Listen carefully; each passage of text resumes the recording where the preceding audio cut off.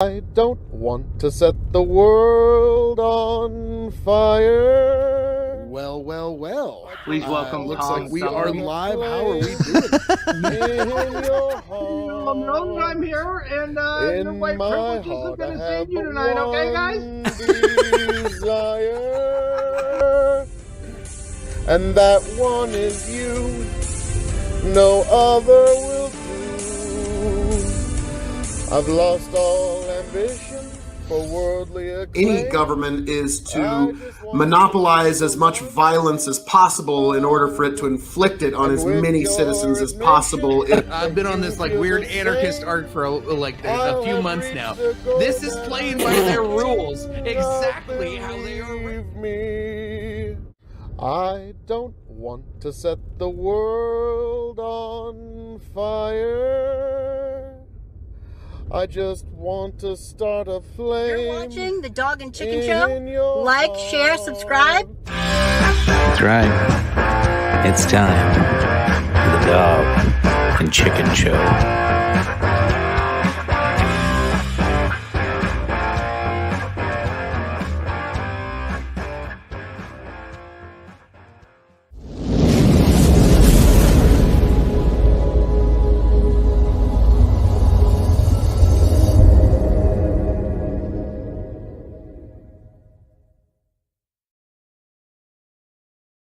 And welcome back, ladies and gentlemen, to episode 144 of the Dog and Chicken Show.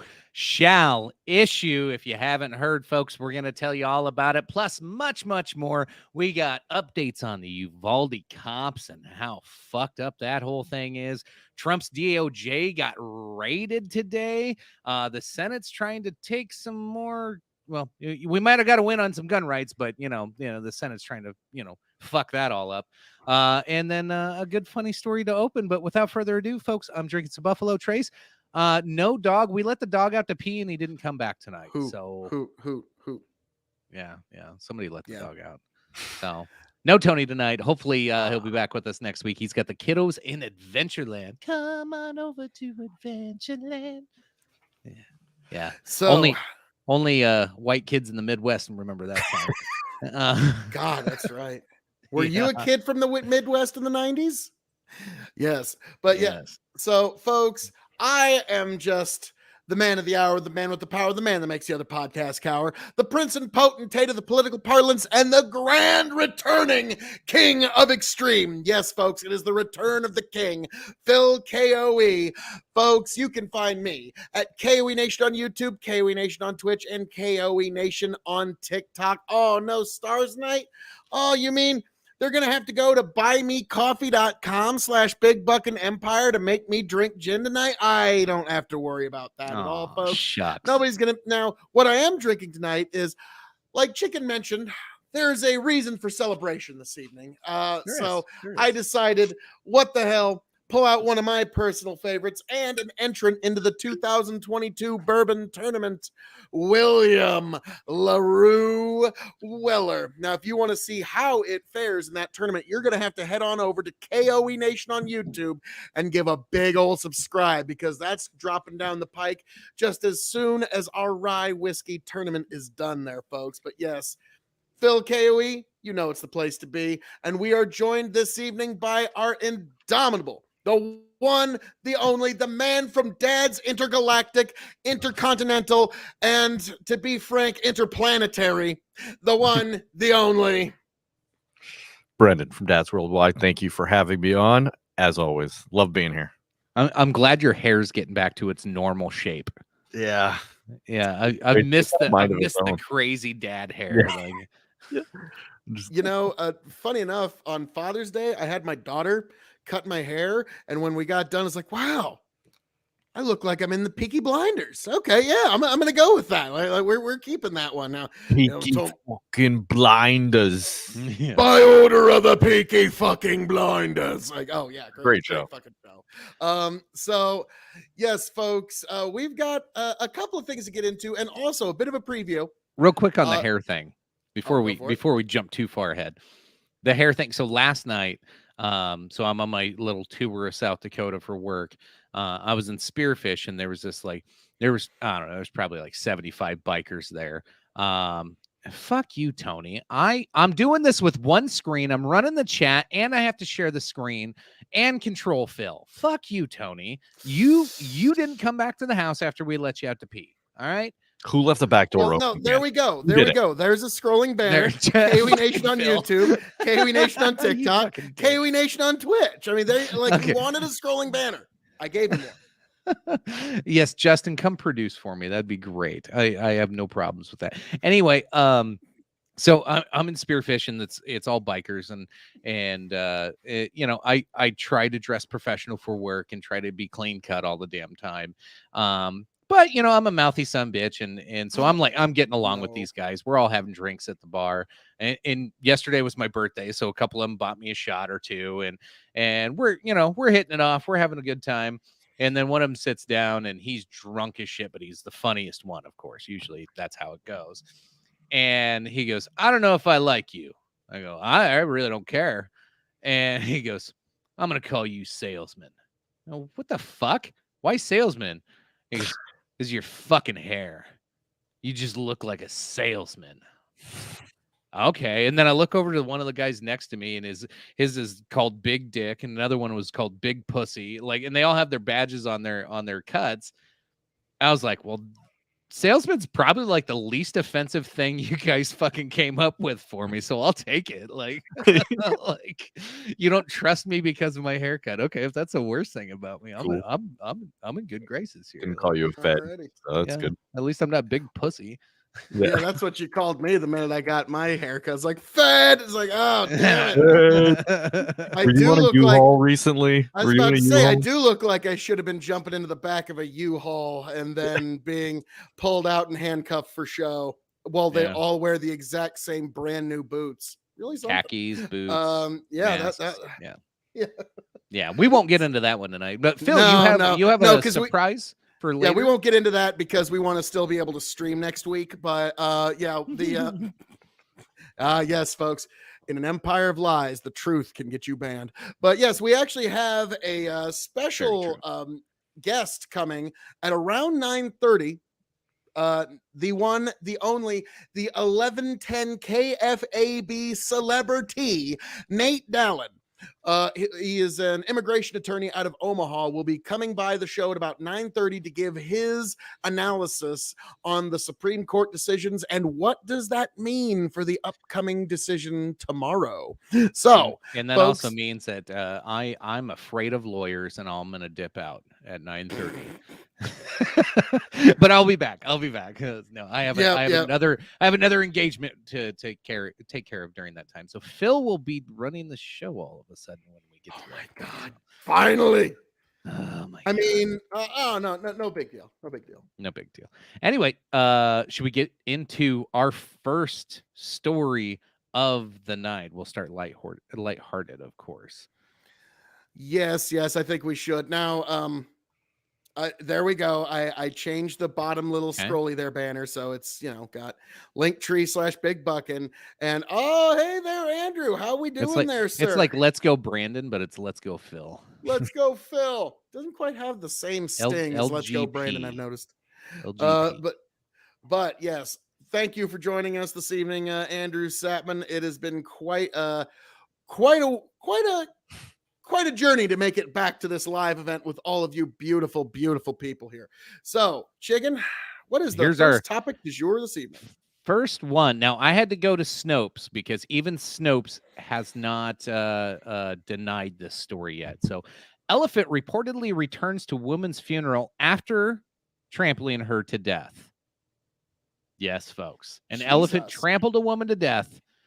An Indian woman was reported trampled to death by an elephant, said to have returned to her funeral later that same day, terrorized a village, and attacked her corpse while villagers were performing her last rites. Jesus. Lighthearted. Like when I heard this story for the first time, my thought was, could you imagine? Yes. Phil KOE Murder Elephant 2024. Thank you. But could you imagine the mind fuck of like your friend or your mother or your sister or whatever the fuck gets killed by an elephant? killed by a fucking elephant, which is pretty rare. Let's be frank. Not a lot of folk get elephant trampled. And then at the funeral, the same motherfucking elephant shows up and fucking comes for fucking round 2 revenge. Like, could you like? It's I'm a trying horror to, movie. Like, does your brain even let you see that? It's a Like, do shitty you horror even, movie like- script. That's what this is. Like, apparently, like, did this lady have a very specific scent to her? Like, did she just rub ghost chili on her or something? Like, that's what I don't get about this. Is Yeah, what did how she the do to the elephant? like, yeah, like, did she just Right? whip this elephant every day until the day it trampled her or some Yeah. shit? Like, was this like an extreme Dumbo story or something? Like, I what the fuck? This is Dumbo's revenge. Yeah, it's crazy. So this lady was between 60 and 70 years old. And like I said, this is like a low budget, shitty horror movie script. She was reportedly killed by the elephant and was said to have been collecting water outside of some wildlife sanctuary. And then let's see. And Snopes has reached out to all the government agencies. They haven't heard back yet. Like, they're trying to confirm the story is actually real. But it was reported she died of her injuries at the hospital the same day after being trampled by the elephant. During her funeral, a herd of elephants allegedly stormed the village. One of the elephants arrived there suddenly and took the corpse from the pyre. Jesus Christ. The elephant again trampled her dead body, threw it, and fled. And it got away. It just doesn't The seem elephant like, got it just doesn't seem an like that. Like escape plan. this Just came and fuck you one more time. Yeah. Fuck you one Yeah. more time, and I'm out. Like, at that point, I think you just I let wanted that to make sure elephant she go. was dead. And here's where the folklore starts coming here on Twitter. Apparently, a woman helped poachers kill an elephant's babies, and a fucking elephant killed the woman and came back to her funeral, pulled her out of her casket, swung her around, trampled her body, and left. The elephant didn't fuck with no one else. Yeah. Exactly. It didn't even, like, you're not hearing elephant trampled 15 people at funeral. No, this elephant had a plan, and it wanted to make sure that this chick was murked. Like, it's like Brendan said, I want to make sure you did. Yeah. Like, I'm making double dog sure No you did. chance on this one. She's going Like- back. Yeah, all the Twitter comments say that she had assisted poachers in killing the elephant's baby. So good Well, on the elephant then. Fucking I was A. about to say, it's then, you know, if you get killed by the person Oh my who, or the, like, if you get killed by the thing whose family you're trying to kill, it's kind of your fault a little bit.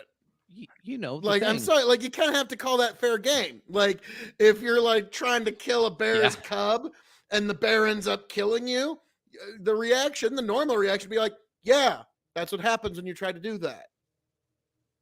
Yeah, that's So, like, now we will find pretty out in the accurate. future if this is accurate or not. But yeah, like my gut. Now, granted, I don't know what the wildlife concerns are in that part of the world, but could you imagine, like, pat yourself on the back, you did some elephant baby killing today? It's like, yeah, like that you worked up some bad karma one way or another, and it all fucking came back to fucking. Yeah, all your karma chips got cashed that day, and then again at your funeral. I wonder if like that's gonna be a phrase in India now and be like, bitch, you fucked with the wrong elephant. Like, is that like a thing? Shit, like, just like, yeah. Even at your funeral, this elephant's gonna come disrespect you. Like, that's one hell of a mind fuck, though. The elephant that kills your ass becomes an international fucking story by coming and fucking murking your ass again. Makes me admire elephants a little bit more if even there's a tad bit of truth to it. Cheers. Jesus Cheers, Christ. elephant. Did you Cheers get- to Did she get elephant slapped? Is that what this? Yeah. I mean, like, you've heard of Dumbo and Rambo. This is Dambo Yeah. to Dambo. To Dambo. Dambo. Cheers. Cheers indeed. Mm-hmm. I'm So trying to think of like a John Wick rhyme scheme or some way to make that work, but I just can't. yeah, it's not there. I was trying. I was trying to. Maybe Neo. Let us know in the folks in the comments. You got some great names for this elephant. Come on, drop them in the comments. Yeah, definitely need them. Speaking of protecting children, here's a sadder update in case. We're going to give you some updates on and from the Middle East now to the Midwest. Yes. Well, no, Texas to the south. Tiberius considers Texas Midwest for some reason. We've had this back and forth. I don't know about all that. Yeah, I'm not. No. Stop. Just stop. So pretty much what we found out this week is everything they told you in Uvalde, in all their excuses, was all made up because they actually watched the video now. And I have a list of things that weren't true that were stated to be true. There's one that I heard that was just reported on Kyle Kalinski's Secular Talk today. I want you to go through your list. I want to see if these two coincide because there's a doozy at the end of here. There's a bunch of doozies. There's a bunch of doozies. There's no punchline. It's just doozies. So the only thing that, from what I've gathered of the original stories, the only thing that sounded like it might actually be corroborated by video surveillance evidence was the original approach to the door when the gunman had fired back at police. They not beyond that, every other excuse. We don't have enough manpower. We don't have enough shields. We don't have enough firepower. We don't have the keys. All of this was lies. They never, in the whole fucking hour and whatever minutes it was, even touched the fucking door to open it and check to see if it was even locked. The police chief says that he fumbled through a key ring that had 6 different keys and none of them. He prayed that one of them would be the right key. No, didn't happen. It was a fucking lie. None of that happened. They were not waiting for the janitor's keys. They never even checked to see if the door was unlocked, which it was, because that's how the shooter got in. They never, assuming the shooter walked through the fucking door, and it wasn't locked for him, so you would assume that the door is probably unlocked before. They didn't even check to see if it was open before they breached the door. They just fucking went in guns a-blazing when they finally did. The door propped open with a rock theory, horseshit.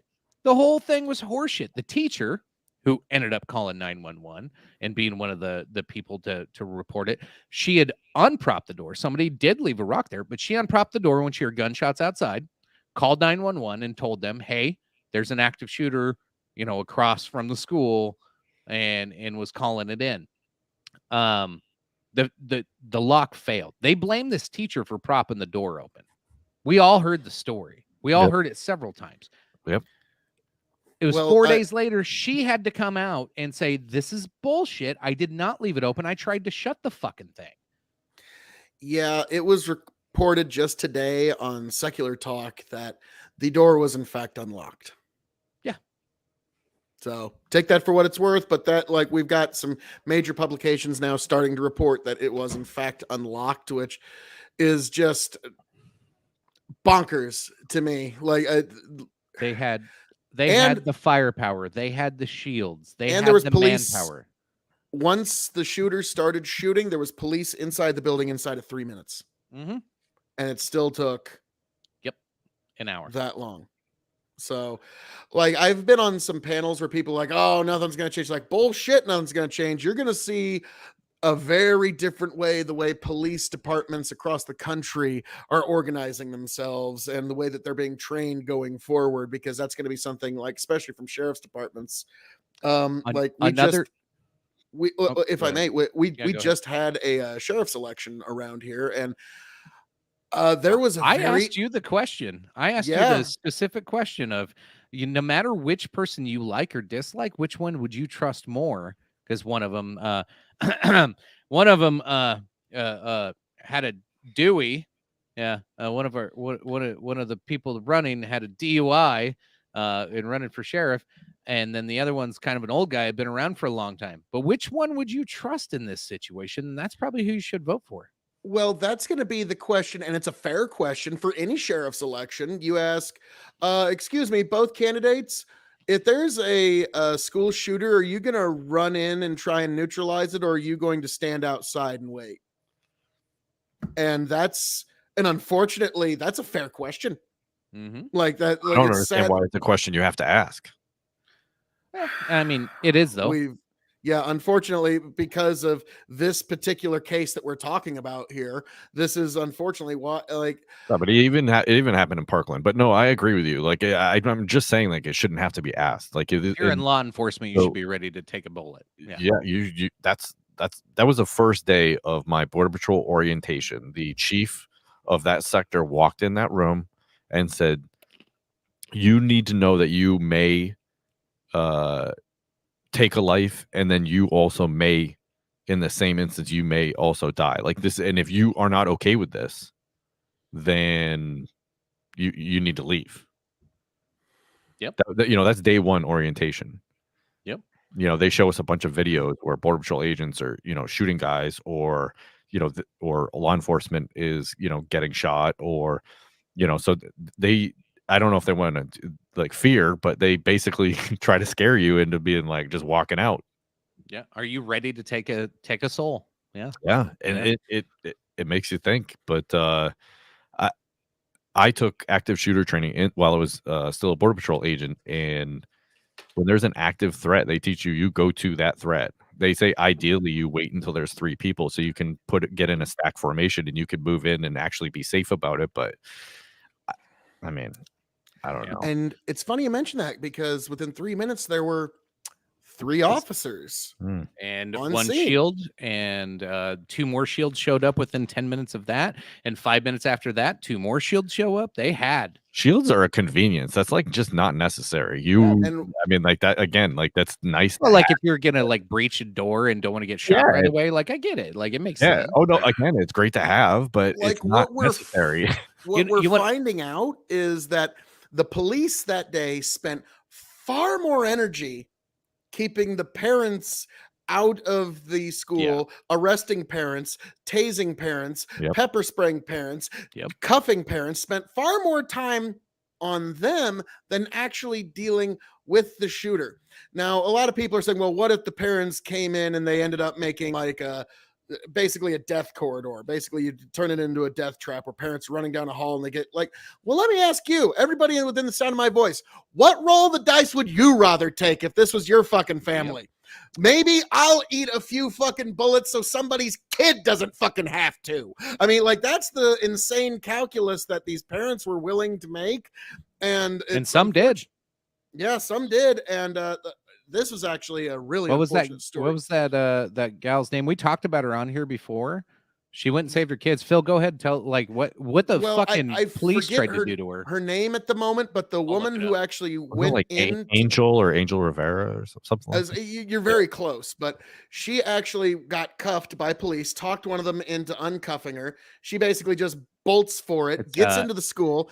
Angeline Rosa Gomez. There we go. Angeline Rosa Gomez. Miss Gomez gets into the school, saves her 2 children and one of her son's best friends, gets out. And then what happens to her is, turns out she's on probation. I don't know for what, but she's on probation. The Uvalde Police Department tried to coerce and intimidate her into silence. They were saying, we are going to violate your probation if you come forward with what happened, which is why she did not give a public statement until Monday of this week, because she had to go before a judge, and the judge said, no, we're not going to violate your probation. You're a hero. How absolutely asinine. And so the Uvalde Police Department, not only did they not act, they're also trying to suppress the evidence, and they're not releasing footage. They're trying to coerce witnesses to not speak ill against them. And this was something that, again, this originally came from Kyle Kulinski, but the reason that they're not releasing the body cam footage, and this was just pure speculation, like, good God, what if they were on such high edge that they accidentally shot a member of the faculty or a student? Which was a speculation at the beginning of the investigation. So who knows? That still might come that, out. that's all. That is all hearsay and innuendo at this point. But that's all. But that was him speculating. Like, why would they be so like other? If it's just you standing around, we already know you're just standing around. Why are you not releasing body cam footage when it should? Because you don't want to hear the conversation of cowards. Oh, that's another one. Yeah. It's like, well, I ain't going in there. I'm 2 years away from my pension. Fuck this. Yeah. Like, yeah, you're gonna or them openly being insubordinate, going, why in the fuck haven't we got orders to go in yet? I heard that was the case, and for some officers, they were like, "We should be in there. What is happening? Like, why aren't we in there? Let's go." And but yeah, but the police chief didn't even know he was in charge of the situation, according to him. God, what a shit show! Oh, what a bunch of load of shit! Yeah. No, that's just CYA. That's his cover. I was like, I wasn't in charge. What? I'm just the sheriff. Why would you think I'm in charge of a law enforcement operation? But no, I actually did an audiobook reading of The Art of War. And it says one of the most essential pieces of knowledge that any warrior and especially any general must know is there is a time the sovereign must be obeyed, and there is a time the sovereign must be disobeyed. And this was an instance where the sovereign, your commanding officers, needed to be disobeyed if they were saying not to go in. Andrew Satman says, I might be wrong for saying this, and it hurts to say, but I feel like this was all set up from there to gain on gun control, according to Andrew Satman. I've heard that theory. I'm going to tell you, Phil, I'll let you go ahead. I got an actual theory that I think is more realistic. I'll be honest, I don't think that's the case. I think this is a legitimate tragedy. But it's like Rahm Emanuel said years ago, you never want to let a crisis go to waste. And so when you do have something like this, I mean, it's visceral, it's real, it gets to the heart of the American dream. And that's why these kinds of tragedies grab the headlines that they do. And then but what this police response is almost society destroying, because our society kind of is built on the idea that the police are going to do their jobs, the firemen are going to do their jobs, the people who make sure that the sewer systems and the plumbing runs does their jobs, the farmers do their jobs, and everybody just kind of does their jobs. And the police are not even interested in even kind of sort of doing their jobs, and they've got this thin blue line that they're going to stand behind, and they're not going to fucking go after each other's bad behaviors at all. And you've got an incredibly powerful police union that's going to excuse all but the most egregious bad behavior. And this will probably be excused as well by the police unions. So this is a very real problem we have. Yeah. We've all experienced this through during or post COVID, the stupidity of the workforce today. Most folks have moved on to bigger, better things, or just found something they like, or went to a simpler thing. And I honestly, I've seen the lack of pride in just day-to-day life in your job, in your work. I've seen people that are just like, I just took this job because nobody else will do it, and they hired me, and it was more than I was making before.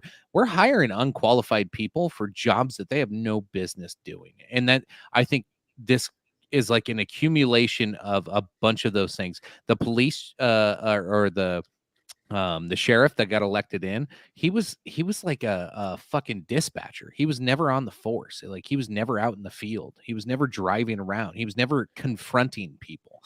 This dude was a dispatcher for a long time and ran because nobody else wanted the fucking job. And so he fucking got it. And then, the folks, so he's your leader now. Maybe there was some people wanting to do some more, but the way the jobs are and the way the system works today, and especially how cops have been ridiculed over the last fucking couple of years, maybe more than that, honestly, but especially the last couple of years, I think it's a culmination. It's like a perfect storm of just every bad thing that could happen. It's people that suck at their jobs.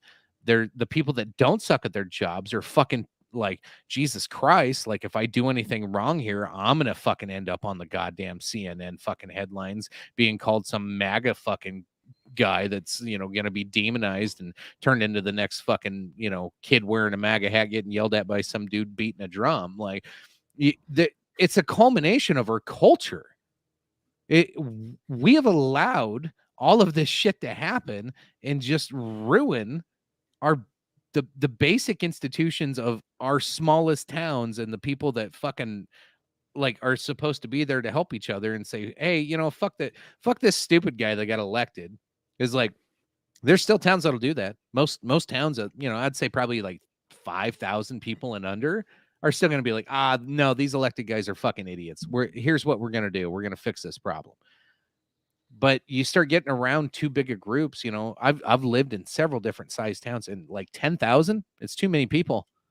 Nobody knows each other anymore, and they all just listen to authority, and you get all the Karens that are bitching about stupid stuff on Facebook that you're afraid of. Holy shit, they're gonna cancel you now and call you racist and get you fired from your job. That literally happens in small towns. Like, it's this culture that we have allowed to have, allowed to culminate, and it's turned into shitty workers. It's turned into shitty leaders.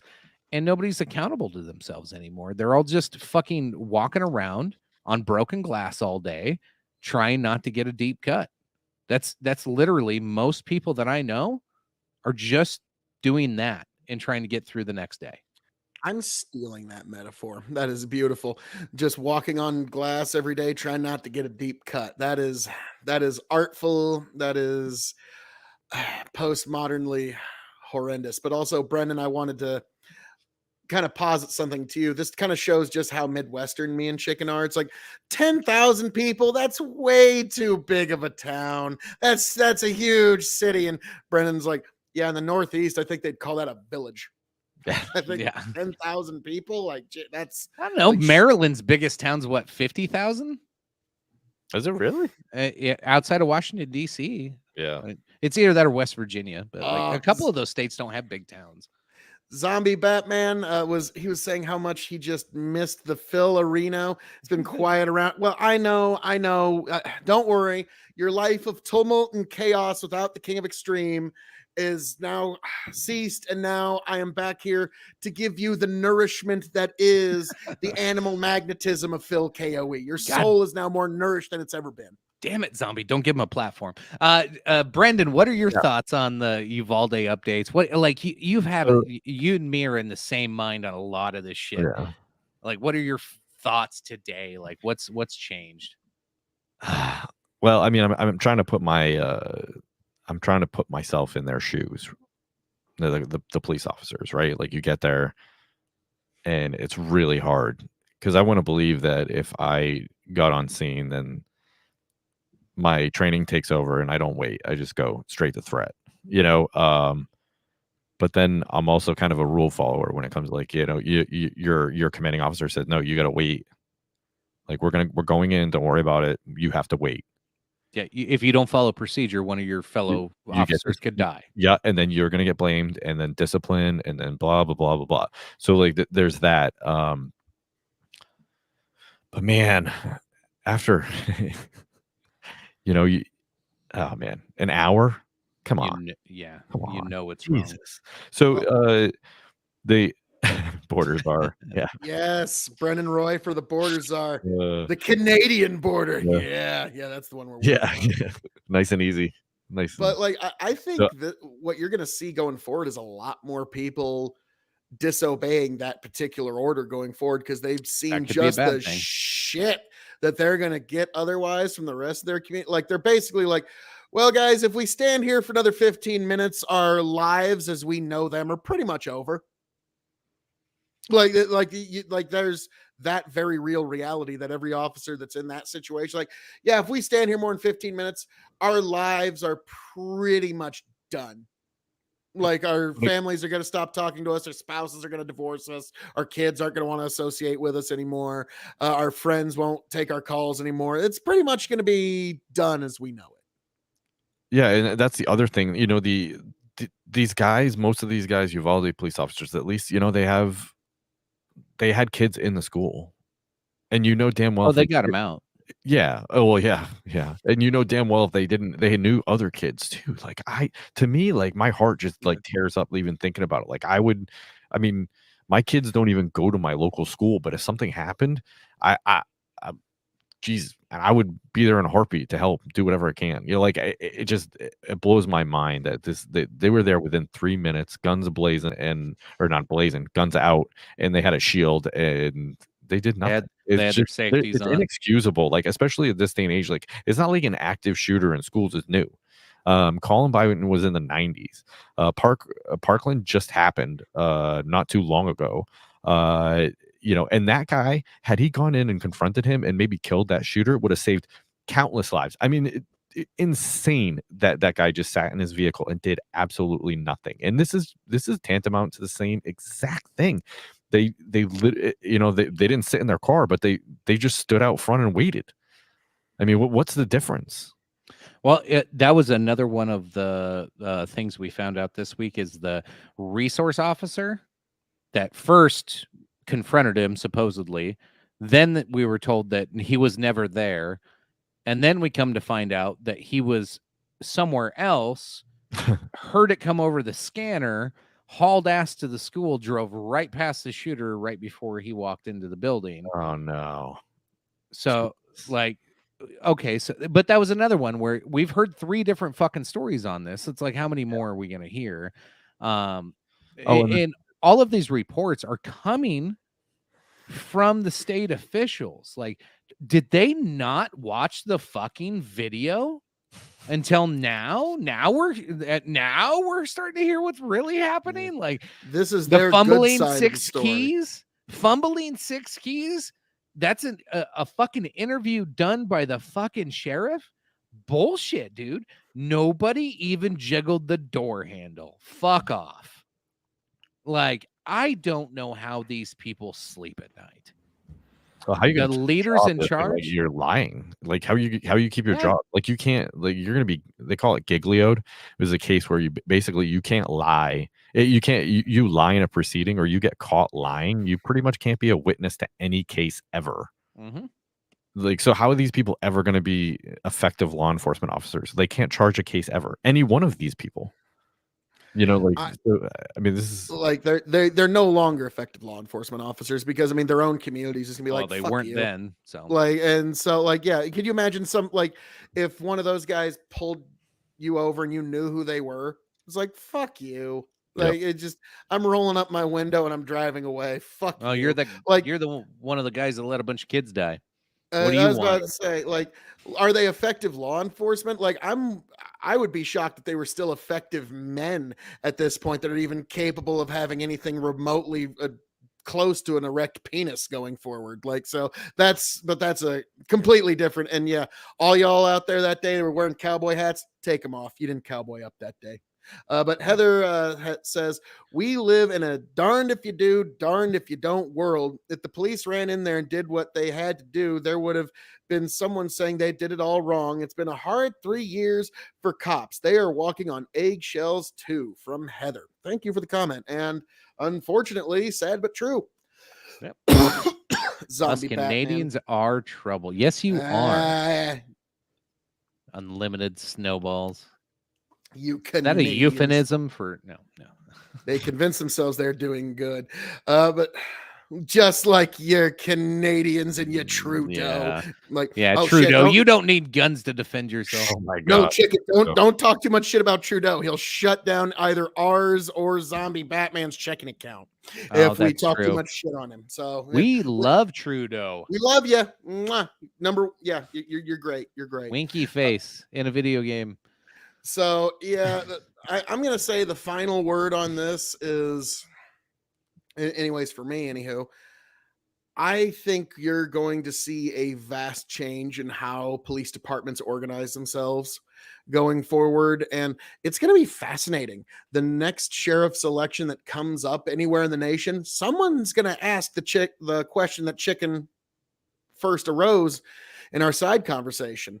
So, which one of you would actually be willing to run into the building when there's a school shooter, and which one of you is just going to stand outside? And that's going to be a hell. Like, now, could you imagine running for any office and being fucking asked that question. That's a fuck of a question. But that is the world in which we live now. Evil exists in it, and we have to be able to push back against it. And if you're going to be a coward and shrink from controversy when you're needed most, I think we as the public kind of have a right to know that. Yep. I guess I'll lean in on that and wrap mine up on this topic is the greatest leaders in our country knew in their hearts that what they did would likely lead to either their death or damnation. And they succeeded, and now they're heroes for it. Whether that be the founding fathers or some of your greatest influences across the years beyond them. Most of them thought for sure they were either going to die or be ridiculed relentlessly for what they did. And they did it anyway because they knew it was right. So we need more people like that. Yes. Now, I'm going to say this is also, folks, it's kind of a little preview for the main event topic, which is the Supreme Court, which is coming up, folks. Don't worry. But it kind of keeping in what you were saying there, Chicken, is like I remember Kim Porter, I think her name was. She was the lady who refused to give the gay marriage certificates right after the Supreme Court made its gay marriage ruling.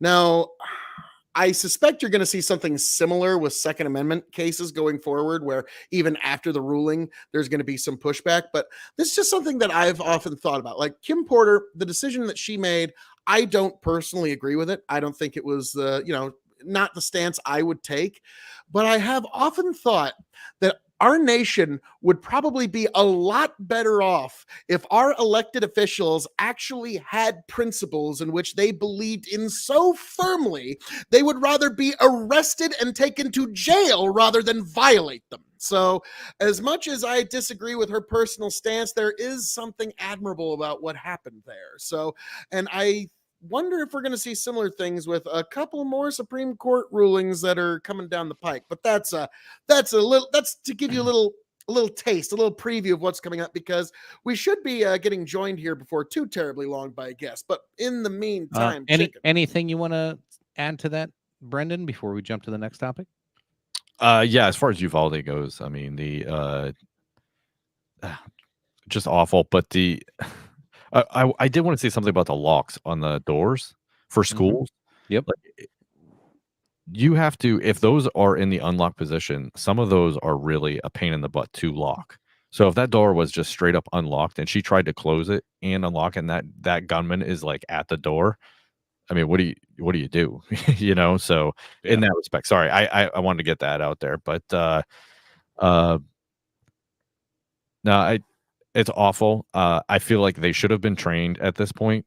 They did training the week prior, if I remember correctly. Yeah, I mean, obviously it didn't take, but and I don't know who did the training, and I don't know what kind of training they got, and I don't know if it was just a breeze, but I don't know. But the idea that this happened is just it's unbelievable, and it definitely shouldn't have happened.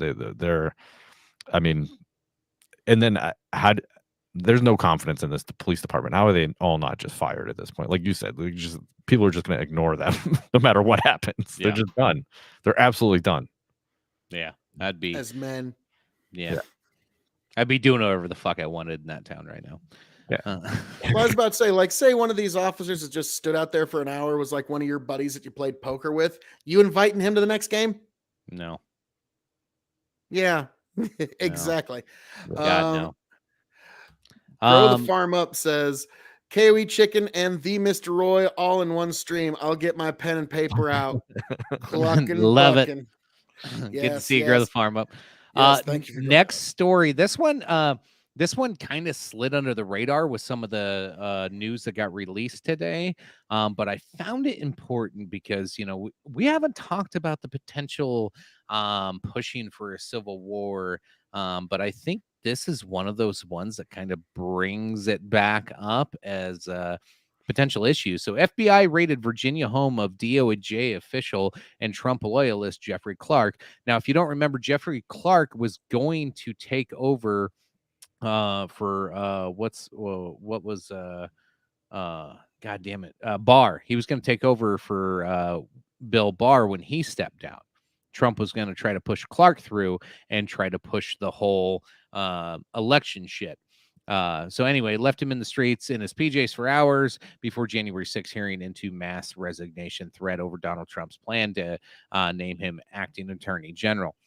So they did subpoena him. He pled the fifth. And now they're so here's like what we're seeing with this. This is an obvious like witch hunt of anybody who supported Donald Trump, whether you like the guy or not. That's irrelevant. You have to recognize that this is a complete abuse of government power and resources to try to intimidate, scare, ruin the legacy of anybody who is any loyalty to Donald Trump. They do not want. They do not. Not the want, sterling record of the I FBI. know, right? They do not want Donald Trump to have any chance of success. And so to me, this is just another of hey, this guy didn't cooperate. Let's go raid his house and fuck up his life. Oh, you don't want to cooperate? You're on the chopping block next. Like this has been going on for how long? They did this to Stone. Yeah. They did the same exact thing to him. It just goes to show, folks, like, it doesn't matter how powerful you actually get, how much, what you even attain, even through merit, or if you win the contest. That is irrelevant if what you want does not further the goals of those in power, the real power. We're talking about the people who actually run this country, the kind of people that to look at the Oval Office, you'd have to look down. And so, folks, if you go against those kind of interests, it doesn't matter what you do. It doesn't matter. They will find a way to crush you. The religion of statism will not suffer heretics. That is perfectly put. Don't fuck with Big Daddy government. Basically. How long before students start packing heat? If nothing is done to prevent this shit, they might take things into their own hands, according to Zombie Batman 420. Homeschool your children. You know, school hospitals are all soft targets. This is nothing new. They you know, and we made them soft targets. Of course, it's a gun-free zone. You just can't bring a gun there. When I was a kid, I could put a gun in my fucking truck in the rack, and then all of a sudden that became an issue. And yeah, but this is not, nothing new. It's gonna keep happening as long as there's gun-free zones, as long as people can't carry, and it's just gonna keep happening. People know what are soft targets. It's not a surprise to anyone. So. Yes, I mean, unfortunately, you're absolutely correct. Now, as we'll get into a little later, God bless Clarence Thomas. He's helped at least make a happy birthday, Clarence Thomas. Yes, happy birthday to you. He Clarence is the one justice that gives presents on his birthday to the rest of the American people. Yes, I mean, we'll get into that. Yes, folks. But yes, God bless Clarence Thomas, because now at least a few more places are no longer soft targets. So, that's a small win. Grow the farm up. I'm the heroic farmer. Heretic. I thought he said heretic. Heretic. Oh, okay. Heretic. Oh, yeah, that was an A, not an O. So I'm not wearing the glasses of extreme. So, all right, I got 12 minutes before I have have to jump off just for a short, brief period of time, and before KOE takes over. So I got one last story that should bother everybody. And Phil, sorry, man, this is where I'm gonna go shitting on the GOP because the GOP how could you do that? Does not give a shit about you or me. Senate vote 65-34 to break GOP filibuster clearing passage for bipartisan gun control package, which most of this is healthcare. If you go through it, a lot of it's Medicaid provisions and a whole bunch of shit they couldn't pass in the before, and red flag laws. Sort of. What it actually is, there's no sorta. It's well, what it is we're going to give money to each state to incentivize them to think about maybe making a red flag law, which is basically, that's not red flag laws. That's just more funding for law enforcement. So that's why you got so many Republicans on board. It's like, oh, we can sneak some more money to the police and make it look like gun control without actually doing any gun control, because the states that have red flag laws, they're going to keep them. The states that don't know that their voting base isn't going to accept them. And so what this is just a way to sneak some extra money to law enforcement, which, well done. Got to give it to them. They found a way to sneak it in. So we militarized our police even more. Well, that was going to happen regardless. Things don't respond to shit properly, so let's give them more guns. I was about to say, now they can all just stand need more outside equipment and more training. And That's more all now they they can need. stand outside with higher caliber weaponry. Yeah, they need more shields and more guns to stand around with. Oh, God. Girl, the fart. Clarence Thomas is huge. He's like 10 feet tall. FOB bad. For bad ideas. FBI. Yeah. That's, but yeah. So this particular gun control package, not really a big fan. But what's funny is if you go listen to the left, they're like, oh my God, this isn't even a fucking gun control package. We're not even getting anything. We're not even getting universal background checks or anything like that. And the Republicans on the right are like, yeah, this isn't even a gun control package. It's just sneaking some extra money to some of our, it's a little bit of, now you can never say, well, Republicans don't care about the mental health. Well, they just support a bill about mental health. So there you go. So now we at least don't have to hear that for at least 10 minutes. But yeah, that will be right back as another argument, because there's always another bill for the Republicans to always have to support for a little more money. But yeah, this one, I'm kind of shocked at the Republicans that broke rank. You had like Lindsey Graham, who you can normally count on to quash gun control legislation. When I saw he was on board with this, I knew either the fix is in and he's compromised, or this isn't going to be real gun control and it's a way to sneak some money somewhere, which turns out it's mostly the second. You got Roy Blunt, Richard Burr, Shelley Moore Capito, Bill Cassidy, Susan Collins. Not a big shocker there. Joni Ernst, Lindsey Graham, Lisa Murkowski. Again, not a big shocker. Rob Portman, Mitt Romney. Not a shocker. Thom Tillis and Todd Young were the Republican senators who jumped on board. So yeah, here's the additional $750 million will be provided to 19 states that have red flag laws, making it easier to temporarily take firearms from people adjudged dangerous, and other states who with violence prevention programs. So they're just going to make it easier for the government to take your, good luck getting your guns back if you're accused of any such red flag things in these states. Yeah, way to incentivize taking people's guns. And that's probably one of the things that scares me the most about red flag laws is, there is a stigmatism that more right-leaning people, whether libertarian center or hardcore right, there's a big stigmatism that a lot of people will not forever bothering Irish FBI 10-2-10 midnights. There's a stigmatism that they don't want to seek out help all the time. How does this help that situation? Like, if you're okay, think of a veteran that might have a mild case of PTSD. Why in the fuck would they go get treated for it now if you could be put on a list in some of these states just because you had a bad day?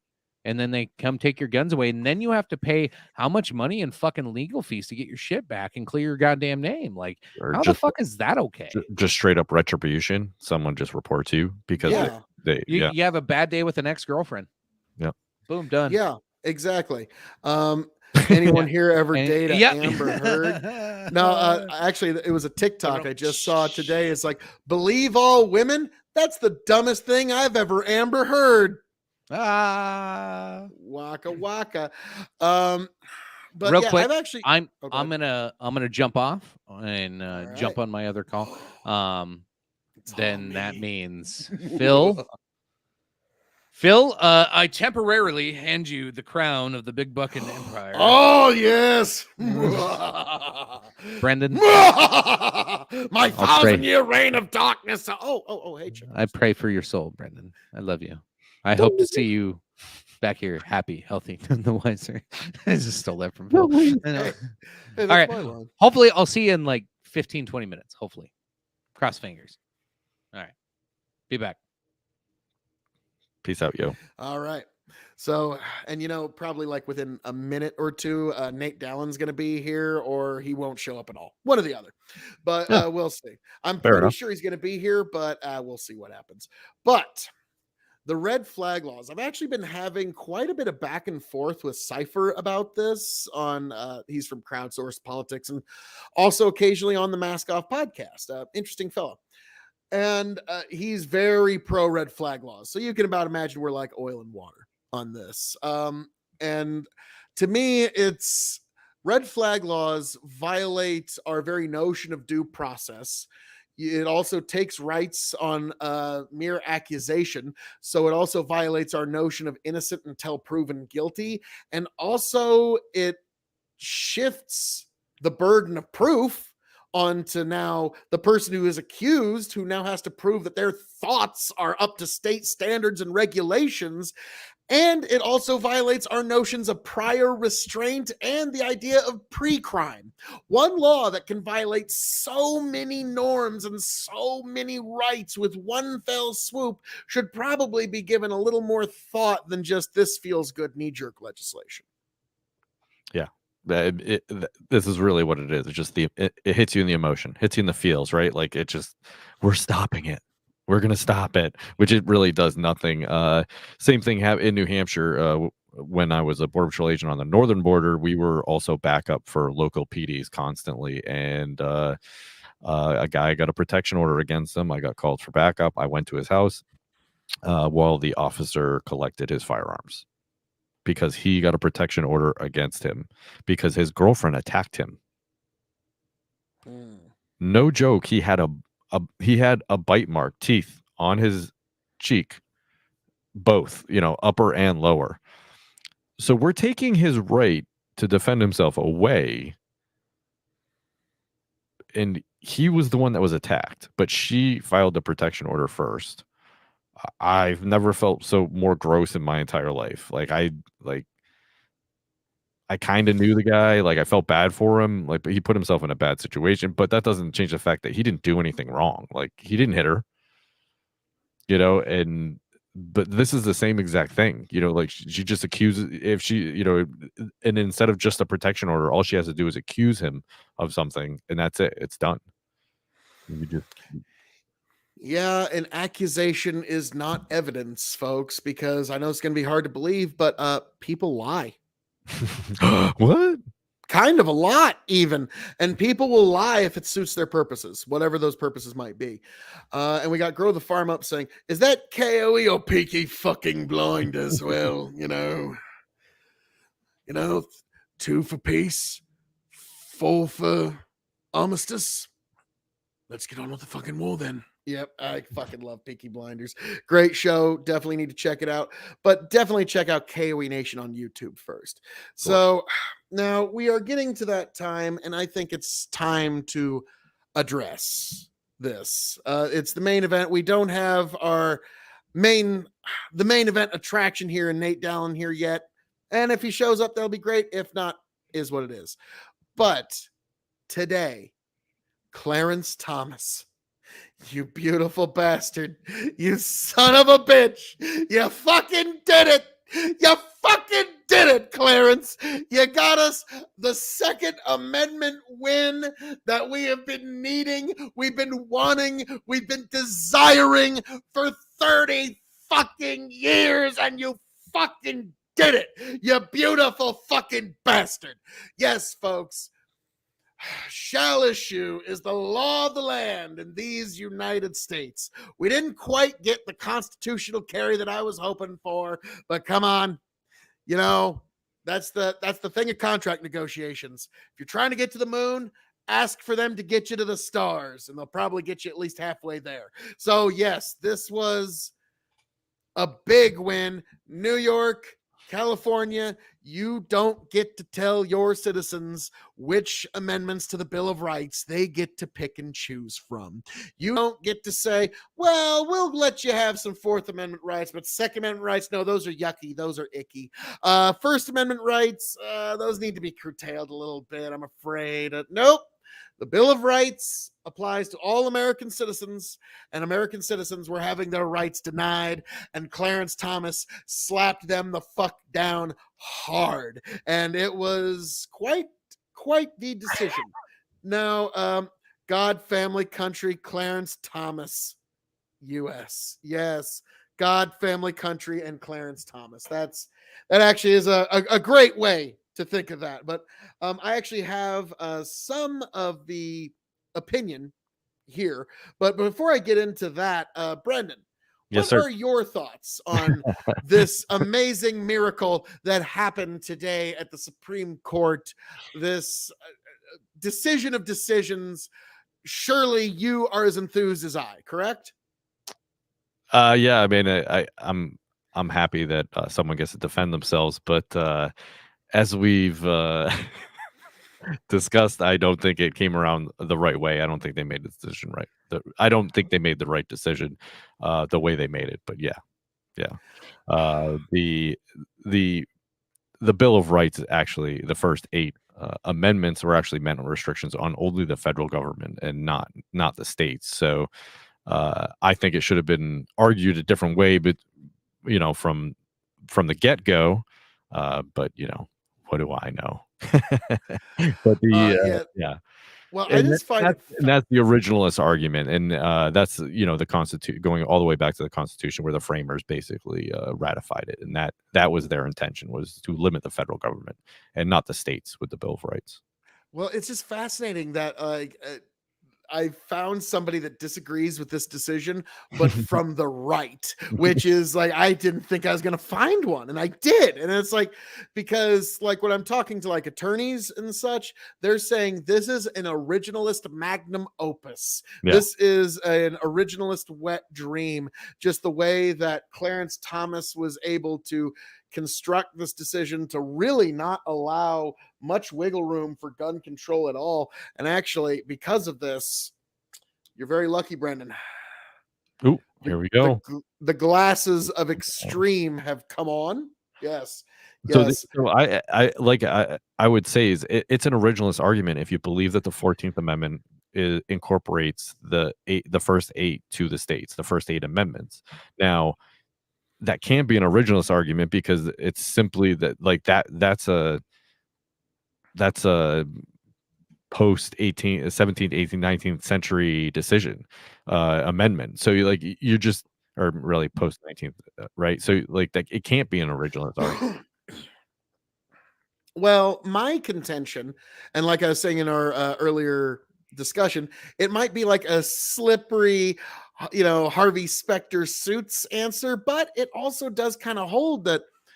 I would argue that the Bill of Rights was affirmed by each state when they each ratified the Constitution to become part of the United States. And so that would be the biggest counter to that argument, which I understand where you're coming from, but under your framework, the state of New York can not only say your Second Amendment rights don't apply, but your 13th Amendment right, if I got my bill right, like they could potentially re-legalize slavery if they wanted to under under that sort of legal regime, which but then if the 2A, that's a slippery slope argument as far as like the 2A, like if the 2A you could get a nuclear bomb or a tank, well, or no, it's much the other way. If they can infringe on your Second Amendment rights, and they can infringe on your first, your fourth, your third, your fifth. Again, but would they be wise to do so? I mean, the question is who's to stop them? Exactly. But I agree. But the thing is eventually, well, back in the day, right? I posted a meme after that. Like the politicians haven't been tarred and feathered in a while, and it shows, right? The Waka waka. Yeah, the idea that the states had constitutions and bills of rights of their own before the Constitution. Some of them even before the Declaration of Independence was even signed. Like they had already started these documents for the states. So the idea that they would also need to restrict themselves in the federal document would just be redundant, and it just wasn't the case. The idea they came together and they argued this, and they argued this and they ratified it because they understood that it was the Bill of Rights was a restriction on the federal government. That's the only way that they got the Constitution actually passed and ratified, is because they said, okay, later we'll do Bill of Rights on the federal government to make sure that they don't overstep their boundaries. I was about to say, I think I just suddenly right now in this discussion got to the crux of what our divide is here on this issue, because you're from a state where they were around pretty much before there was a federal government. Correct. I am from a state that came about after the Civil War. Mm-hmm. And so for us, we're like, well, no, these Bill of Rights apply to us all, and fuck anybody who says that they don't. And then folks from like New Hampshire, like, well, or I'm from Virginia, sir. Our Bill of Rights was around before your Bill of Rights. Thank you very much, sir. Like, I think am I getting a little closer to the crux of the argument?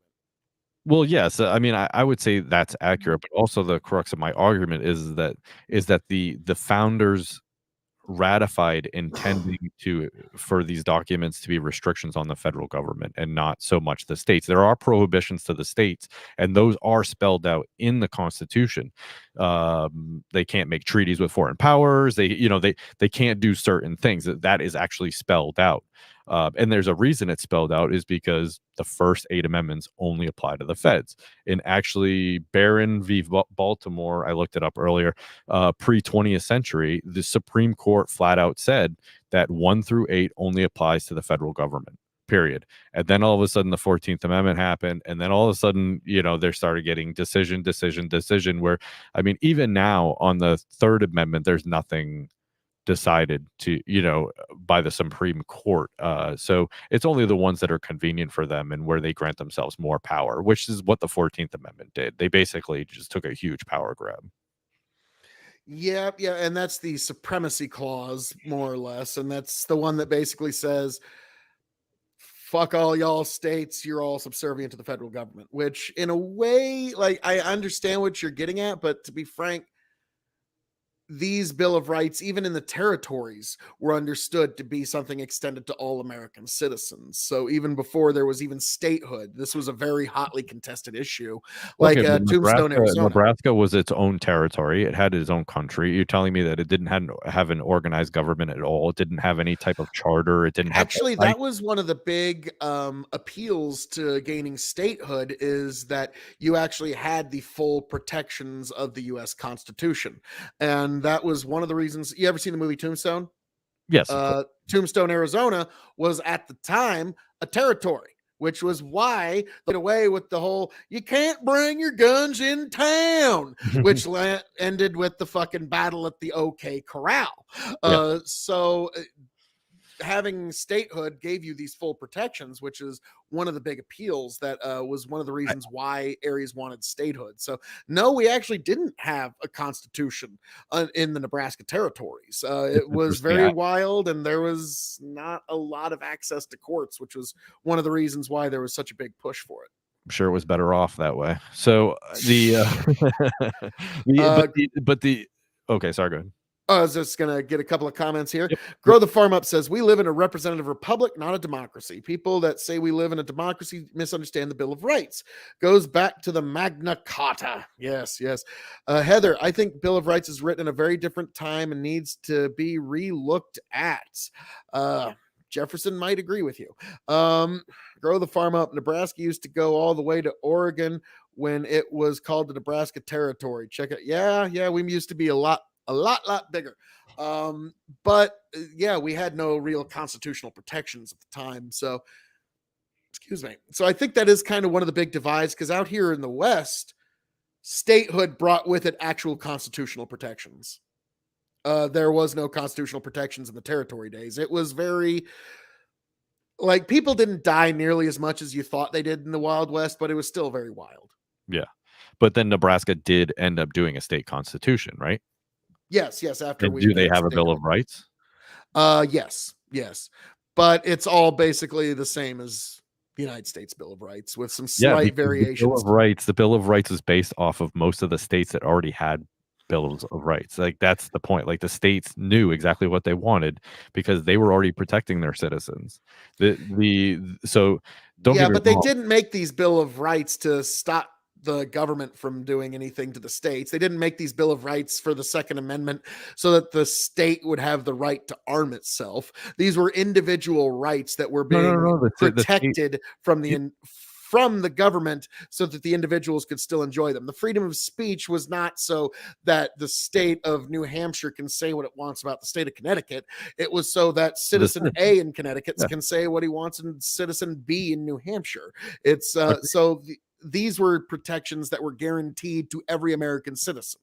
And so I understand where you're coming with this, but I still think it's no. So what I'm saying is that the state constitutions protected the state citizens. They didn't protect the state. That's not what I was saying. Their Bill of Rights were already there, which is what the federal Bill of Rights was based on.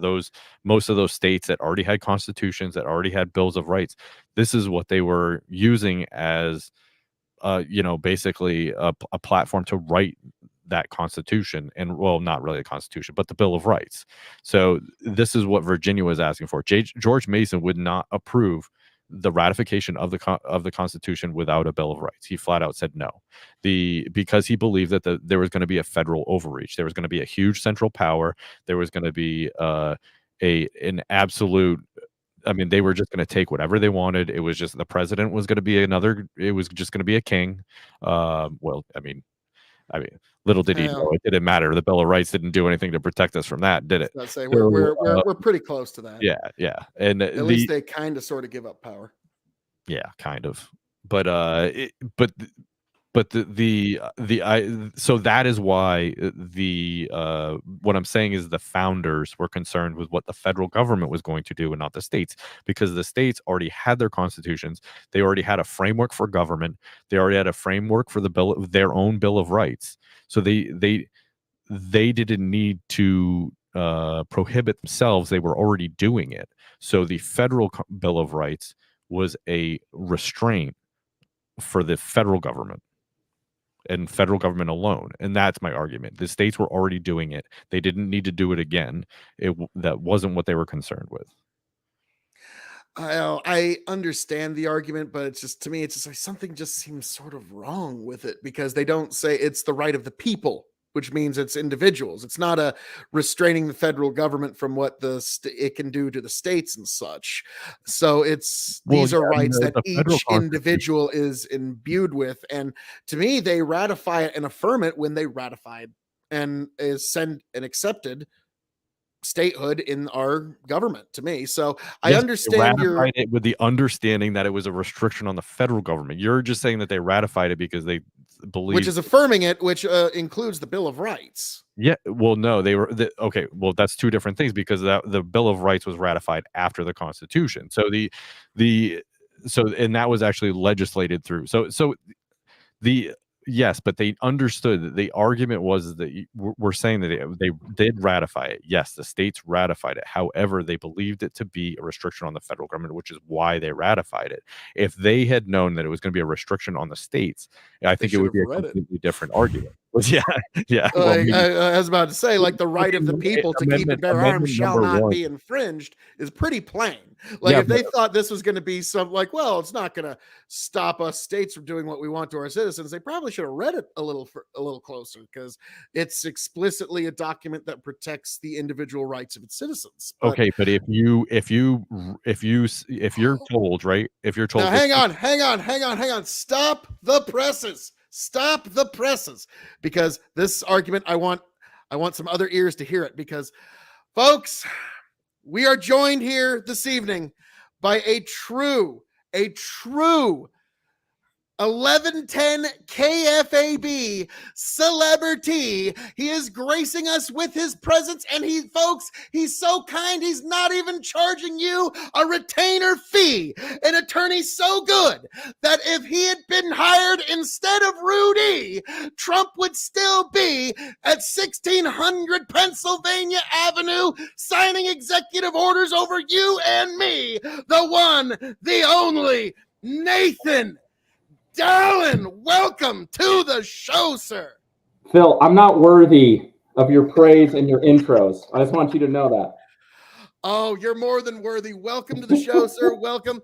Now, it's quite an interesting show. Chicken, he will be back shortly. He's literally on the phone with his realtor.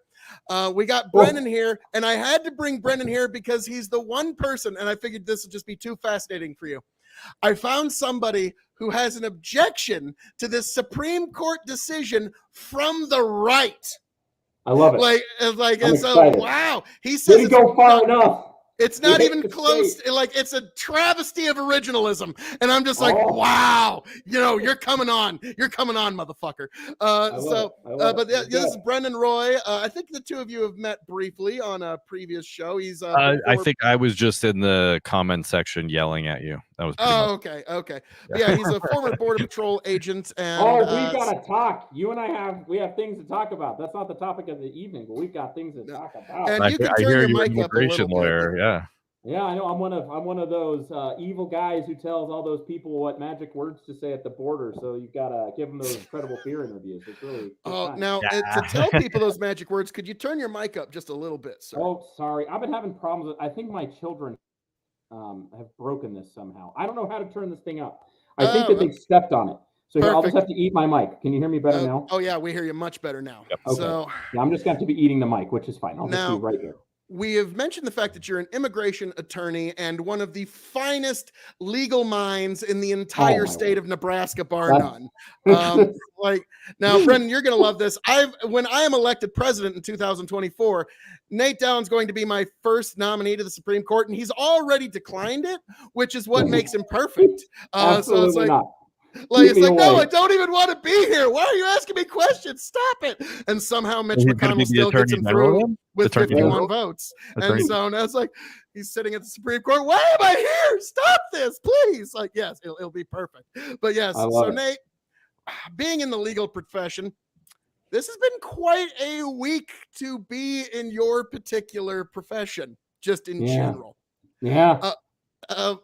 Today we had a pretty big case, the Second Amendment case written by the fucking man himself, fucking Clarence Thomas. Oh my dear, because Grow the Farm up here a little earlier was like God, family, country, and Clarence Thomas. Yes, that's how far the rightward love for Clarence has gone. But Nate, what I really wanted was a couple of questions I wanted to ask you, but the first one is, what is your take and opinion on this particular decision we've gotten? How far do you think it goes? And in what ways did it kind of surprise you in its compromises? So what's your general take on this decision? How far does it go? And when can I start carrying a pistol with me to New York City? I think you can carry the pistol to New York. Maybe never still. I would say it this way. It is, I left a little confused because every conservative justice had sort of their 2 cents that they had to put into the opinion, right? So we've got Clarence Thomas, so I call him Claire Bear. So we got Claire Bear writes what I think is a very interesting majority opinion, controlling opinion. So his words are the law of the land, right? We got to be very clear about that. But then immediately we have Justice Alito throwing in his 2 cents. Then we have Roberts and Kavanaugh throwing in their 2 cents. And then we have Justice Amy Coney Barrett, who more or less just agrees with Justice Thomas, but then goes on this weird diatribe about the 14th Amendment and like a bunch of other weird things, which didn't have anything to do with the core of the opinion and what the Second Amendment has to do with, but everything to do with when can we apply the federal Constitution to the states. So you ended up with a lot of chit chat. And then after that, you've got Justice Breyer writing for the dissent, And he more or less wrote the exact same dissent that he had written for the Heller case 10 years ago. So that's just sort of a lot of in the weeds gobbledygook. But I'll tell you this, Justice Thomas, then this was surprising to me. He says the correct phrase. I mean, the correct phrase if you're Phil. Phil had called me out about this in the Discord. I had sort of mentioned, I like the idea of having competency requirements before you sell guns to people. And Phil was like, no, that's not how that works. If you have a right, the presumption is that you have the right. After that presumption exists, then you can try to, figure out ways to take things away. Like if you're a felon, sure, maybe we could do something, but the right exists in the first place. And so you should not be able, as the government, to interrupt the presumption until something has occurred that would give you reason to interrupt that presumption. And Clarence Thomas says that, right? Like that's really critical, is that he creates a framework that says there is a right first, and the test should be the right exists. Now it's incumbent upon the government to show strict scrutiny. He actually calls it something different. He calls it historical justification in order to limit the right at all. Right. So in goofy lawyer land, there's sort of 3 levels of the burden of proof that the government needs to have to burden our rights. Right. So the first level is just called reasonableness. Some of our rights are sort of ethereal. They're not really named in the Constitution. Therefore, the government can limit our right by just having a reasonable policy. As long as it's reasonable, they can limit our rights. So you could say like a driver's license, for instance. Reasonable. No, for sure. Like I'm not trying to say that this is like the way the things should work. No, this is sure. Just so, but all you have to do is show you're reasonable. Then there's something higher than that they call intermediate scrutiny, which says, well, you can't just have a reasonable policy. You have to have a reasonable policy, and it has to like have an important end. There has to be like something important that it tries to do. It can't just be like, well, we have this cool idea. We're going to limit your rights because of this cool idea. You have to have a cool idea, and then it has to be an important policy goal. And that's where gun legislation has been for 100 years, is, hey, we can limit your Second Amendment rights if we have a reasonable policy and there's an important or like really vital interest that the government has to limit that right. And that's what we've been doing for a long time. And Clarence Thomas comes out and says, no, that's dumb. I mean, he straight up says that is a terrible idea. You cannot look at it this way, because then what ends up happening is every politician feels like they're important. And every bill they've ever passed is so important. And so they always pass the test. And so if they're always passing the test, then that means the right is always subservient to the politician. That's clearly not the intent of the Second Amendment. Therefore, we have to go to the third level of scrutiny, which has historically been called strict scrutiny, which says this: you have to have a compelling state interest. So not only does your policy have to matter, it has to be like life and death for a lot of people. Of course, some of the gun people would, or the gun control people would say, well, that's exactly what we're doing. But this is the second part. Not only does it have to be a life or death policy, but it has to be the least intrusive policy possible to reach the goal that the government is trying to do under strict scrutiny. And Justice Thomas says, I don't even know if that's sufficient. He says, I think that you have to look for history either in 1791 or 1868. You have to find that there was authority that year for you to do the thing that you're trying to do. And so he creates this historical requirement. He's like, I don't care how important you think it is. I don't care if you think it's the galaxy brain policy that's going to save a bunch of kids' lives.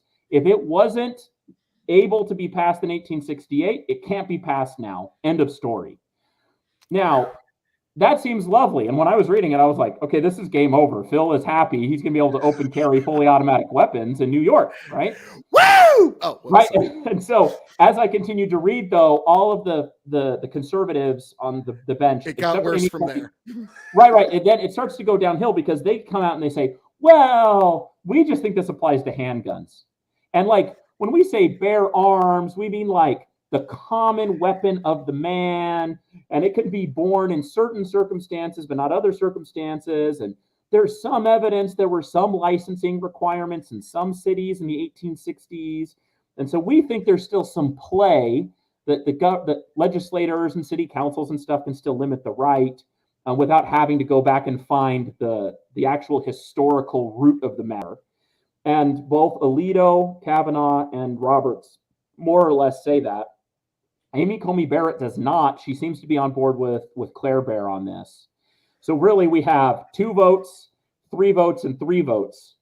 And so that means if there were an AR-15 ban, let's just play pretend, if Congress and the president came out and said we're banning AR-15s tomorrow, it is unclear to me what the Supreme Court would say about that. And so that's kind of where I sat. Now, I think it's intellectually dishonest. Clarence Thomas's analysis would indicate, hey, if in 1791 there's no precedent for you to ban a weapon outright, then analysis over. Like it's impermissible. As a matter of fact, I think he'd say that it's impermissible for a lot of different weapons that are currently banned under the ATF and like some of their legislation or regulation. He'd say, no, that's not appropriate. You might be able to have place restrictions. So sure, you can't take an M4 to a city council meeting, but you can certainly have it on your own property, right? I think that would be his position. I don't know if there's enough votes on the Supreme Court to support that, however. And so that's sort of how I walked away from this, was a little bit like, I can't exactly tell you how an AR-15 ban would go before the Supreme Court. But if they're honest to the words of Clarence Thomas, I think it's obvious, but there's just this too much other stuff going on. And I don't know what to make of it. Now I got to say, as a very big gun rights advocate, sure, we didn't get constitutional carry in all 50 states. That was kind of the dream that we all had walking into that, like, because there was a non-zero chance if Clarence could have just basically kept Kavanaugh from going all wobbly. He might have been able to pull that one off, but it was not to be. But this is a decision that gun rights advocates have been waiting for 40 years. Like this is 40. At least since the mid 80s when Ronald Reagan's gun control started coming into, like, you could even go to the 1968 Gun Control Act. I could be wrong on the year, but LBJ's Gun Control Act. Basically from there forward, this is the ruling that we've been waiting for, and we finally fucking got it. And like it to me, it's like, as somebody that's been like I've been voting for candidates that would be for gun rights. I've been donating to gun rights causes for many years. Like there's almost like kind of like a weird weight off my shoulders. Like, wow, other than like getting constitutional carry in Nebraska, in my own home state, and invalidating federal red flag laws, I mean, a lot of our work was just done by Claire Bear today. He did a lot of the heavy lifting for us today. And so this was a big one. This was one that, like I said, I've been waiting for it pretty much since I was able to wrap my mind around what a Second Amendment was and what a Bill of Rights was all the way back in grade school. I was like, well, obviously this should just be. And so when you're saying, it's like, yeah, Phil was really happy reading this. Yes, at first I very much was. And then, like you said, it got a little worse. And when you're mentioning how Roberts is thinking, well, yeah, but this only applies to handguns. It's like, so what exactly did you think the militia used in our revolution? A bunch of cut-off muzzle-loading pistols to do it? Or was it a rifle or two? And that was when I kind of wondered to you, like, how did this asshat make it to the Chief Justice of our Supreme Court? I'm almost convinced he must have had incriminating photos of George W. Bush in a sexually suggestive position of some kind to secure his nomination at this point. Like, Jesus Christ, how, like, and that's the problem. He's so fucking young. We're going to be dealing with this guy for the rest of our goddamn lives. So better get ready for it. But now, Brendan, we'll get into your objection here in a minute. But there's just one more question I want to ask, because this is a big one. So we've got this Second Amendment decision. It hit on Clarence Thomas's birthday. So thank you, Clarence. I mean, you gave us a gift on your birthday. God bless. That sounds like a real big gimme to Clarence Thomas and his particular wing of the Supreme Court. it almost makes me wonder if that was a way that Roberts was trying to find some sort of concession for another big case that might drop tomorrow. So I'm will curious. Drop tomorrow. Will drop tomorrow. It will. Oh, you heard it here first, folks. Yeah. It will drop tomorrow. So they've run out of time. Yeah. Reading these tea leaves here, do you think Roberts found his compromise to where it's going to look like at first it's like, we got rid of Roe v. Wade? Oh, wait, read the detail. The devil's always in the details when it comes to a Roberts decision. So I've always noticed. So I'm wondering, are we going to get that big win, but Roberts finds his little compromise? Or do you think the conservative wing of the court's going to do their big rooster strut walk tomorrow and bring the hammer down? So with that, I'm curious, what's your take here, sir? I'm going to try to be brief on this because I'm really interested in Brendan's critique of this particular case, because my guess is that I'm probably going to be partial to it. But I think that the compromise is this. I think that if Clarence Thomas had written the Roe decision, which is actually the Mississippi versus Jackson Health, right? So if Clarence Thomas had written Jackson Health, Clarence Thomas would have said these words: constitutional rights attach at birth. Therefore, abortion is a violation of the constitutional rights of life in the womb, period. Abortion is now outlawed in the 50 states. Like, to me, that's the Odin bolt, right? This is Zeus on Mount Olympus and just frying everybody's brains, because I think that's where Claire Bear is. I think Claire Bear says life begins at conception. Constitutional rights are connected directly to life. Therefore, abortion is a complete and total invasion of every constitutional right and the worst thing you could possibly do, and can be never sanctioned by the state. Therefore, what the compromise is, he doesn't get to write the majority opinion, and Justice Alito gets to write it instead. And so I do think we're going to see the compromise position tomorrow, but the compromise position is going to be, let the states figure it out, but the feds will get out of it. And I think that's actually the compromise position amongst the conservatives. Because I'll tell you, Amy Coney Barrett and Claire Bear, they're ready on this, right? Like, I think that those two would write in a decision that is along those lines, that constitutional rights attach at conception. And so instead, what we're going to get is a federalist argument, which says the federal government should just get out of the abortion business entirely. So that's what I'm expecting tomorrow. I do not expect that we're going to get like a watered down Roe v. Wade. I think you're going to get an actual Roe v. Wade is overturned. And then here, the new rules are figure it out, states, good luck. And I think that's the compromise position. So that's what I think is going to happen. Okay. So you think you're going to get enough that's going to basically trigger these trigger laws in these states. You're going to get enough of a decision to basically push those states over that finish line of getting. That's exactly right. That's exactly right. So like in our state, Phil, since we're good Nebraskans, there is an interesting question as to whether or not the state of Nebraska at our local level will make the decision that life actually begins at conception, and therefore there's only one possible scenario for abortion, and that's when the life of the mother and the life of the fetus are sort of at odds with each other. And then you'd have to go through a very particular process to determine which of those two lives is the life that will be saved. And by the way, that happens so rarely that will put abortions to like 1 per decade, right? I mean, it is so rare. Medical technology has gotten us to the point where that scenario almost never happens. I don't know if our legislature will go that far. I don't know if the unicameral will. Ernie Chambers he'll just filibuster that all day, and you won't even be able to get nothing through if you try to push that through, old Ernie. So yeah, you ain't gotta worry. Yeah, Ernie. Well, Chambers. But I don't know. I think everyone outside of the city of Omaha would rebel. I mean, I think that if the Democrats want to really, take a stand on that particular issue, it might kick them out of the unicameral and out of power for a decade. I think Nebraska is ready to be the country leader on this topic. I'm not sure that the unicameral will do it, but I think the populace in Nebraska wants that. So we'll see. Oh, yeah. I'm curious. That the next phases after tomorrow are going to be fascinating and varied. There's going to be a total weird. Every state's going to have their own nuance on this thing. It's going to be kind of chaotic. And so I don't know. It'll be interesting to see what happens to the life movement next, because there's still a lot of work to be done.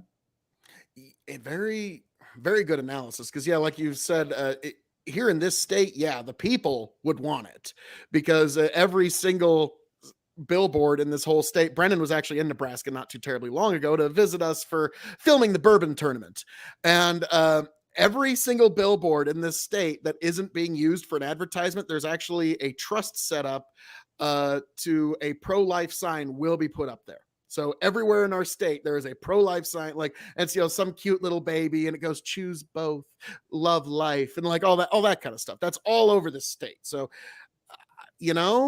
I think you might be right there, because this would be something that I could see enough Nebraskans just being like, okay, Ernie, we're tired of your shit. Brendan, yes. If you don't know, Ernie Chambers is a guy from Omaha who was a big civil rights leader back in the 70s, and he just kind of holds our state hostage once in a while. So nice. That's the easiest way of putting it. Now, without further ado, Brendan, your objections from a rightward position to this particular Supreme Court ruling. And now I'm afraid I'm going to be teamed up 2-on-1 here. Could be potential. We'll see what happens, folks. So without further ado, Brendan, the stage is yours. All right. I want to address one thing before Roe versus Wade. I think the federal government should get out of the abortion business, because I don't think they had any standing to hear the case in the first place. Not really in the Constitution. Same thing with gay marriage. Why are they in it? Doesn't make sense to me. Baking a cake for gay people. Like, I don't see why they made that decision. It just doesn't seem to have standing as far as the Constitution goes, but that's me. Now, that being said, I'm going with the originalist argument as far as assuming that you don't believe in the 14th Amendment as the incorporation doctrine. And because that wasn't the case until upwards past the Civil War. Yeah. I mean, it was the right to gave citizenship to slaves, and then define citizenship. So I'm sure Nate's very familiar with the 14th Amendment, right? And so my argument is that the first 8 amendments actually only apply to the federal government, and that the state government, most people aren't going to like to hear this, can, as long as their state constitution doesn't prohibit it, can pretty much do what they want when it comes to that type of thing. Now, Phil's argument was that the states ratified this document as is and should apply as is, and that the Bill of Rights applies to every single citizen. Do I have you right, Phil? Yeah, pretty much. The Bill of Rights is a document that applies to each individual citizen. It's not like the federal government's giving themselves the right to arm themselves in the Second Amendment or something silly like that. So, and my argument against that was that to say that the founders and the founders of the Constitution basically said that we will not. Also, let me put this out there as well. So the states already had constitutions, and most of them already had bills of rights. So they were restricting their states already. They were restricting their state governments, and they already had kind of their states on lockdown. Maybe not perfectly, but they feel like they had that going. So when they were ratifying the United States Constitution, they were worried about overstepping of the boundaries for the federal government. So they wanted the Bill of Rights passed. Now, that being said, they already had the states' constitutions. They already knew what was going on there. They were worried about the federal overstepping. So that's why they required the Bill of Rights to be passed. And basically, the restriction was on the federal government and the federal government alone. So that is my argument. I don't believe in the incorporation doctrine, but obviously I'm not an idiot. Like, I understand it exists, and I was about to say, it believes in you. Yeah. Like, I understand why they make their decisions the way they do now. I'm honestly pleasantly surprised to hear that a Supreme Court justice went all the way back to actually like talk about history and what the founders actually intended. Because if you're really going to determine what a contract says. A contract between the states and the federal government is what it was. And then you go back to the people that formed it and the people that debated it and the people that were really in the middle of it. And these people knew that a centralized power who can decide what your rights are, they can also take them away. So this was their issue, and this is why I say that the federal government shouldn't be knocking down a state statute that they really don't have any standing on. If not, like, this was a federal law. So that's why I say it's a backwards way of doing it. Had these people claimed the 10th Amendment and said that this power is not reserved to the federal government or the state in this aspect, it's actually reserved to the person. It's reserved to the citizen. Then I think they would actually have. Me personally, I think that's a better argument and a more constitutional argument. Now, again, I'm a realist as well. Like, I understand why they did what they did, because the Second Amendment and the 14th Amendment are incorporated, and they feel that they have a better argument in that respect. Well, we're rejoined by Chicken here, who's made his way. Give me that crown back real quick, Phil. Oh. Yeah, there you go. The emperorship of Big Bucket Empire is restored. Now, Nate, we will get into a few other objections here in a minute, but I'm curious, what is your take on this? Like, it's so originalist. Like, it's sort of like, what, you think the Ramones are punk? Fuck the Ramones. I'm into like the Dwarves and stuff like that. That's real punk rock. Like, it's like getting like, okay, all right. You don't fuck on the Dwarves, man. You don't fuck on them. All right. So curious, Nate, what is your take on this decision is not originalist enough?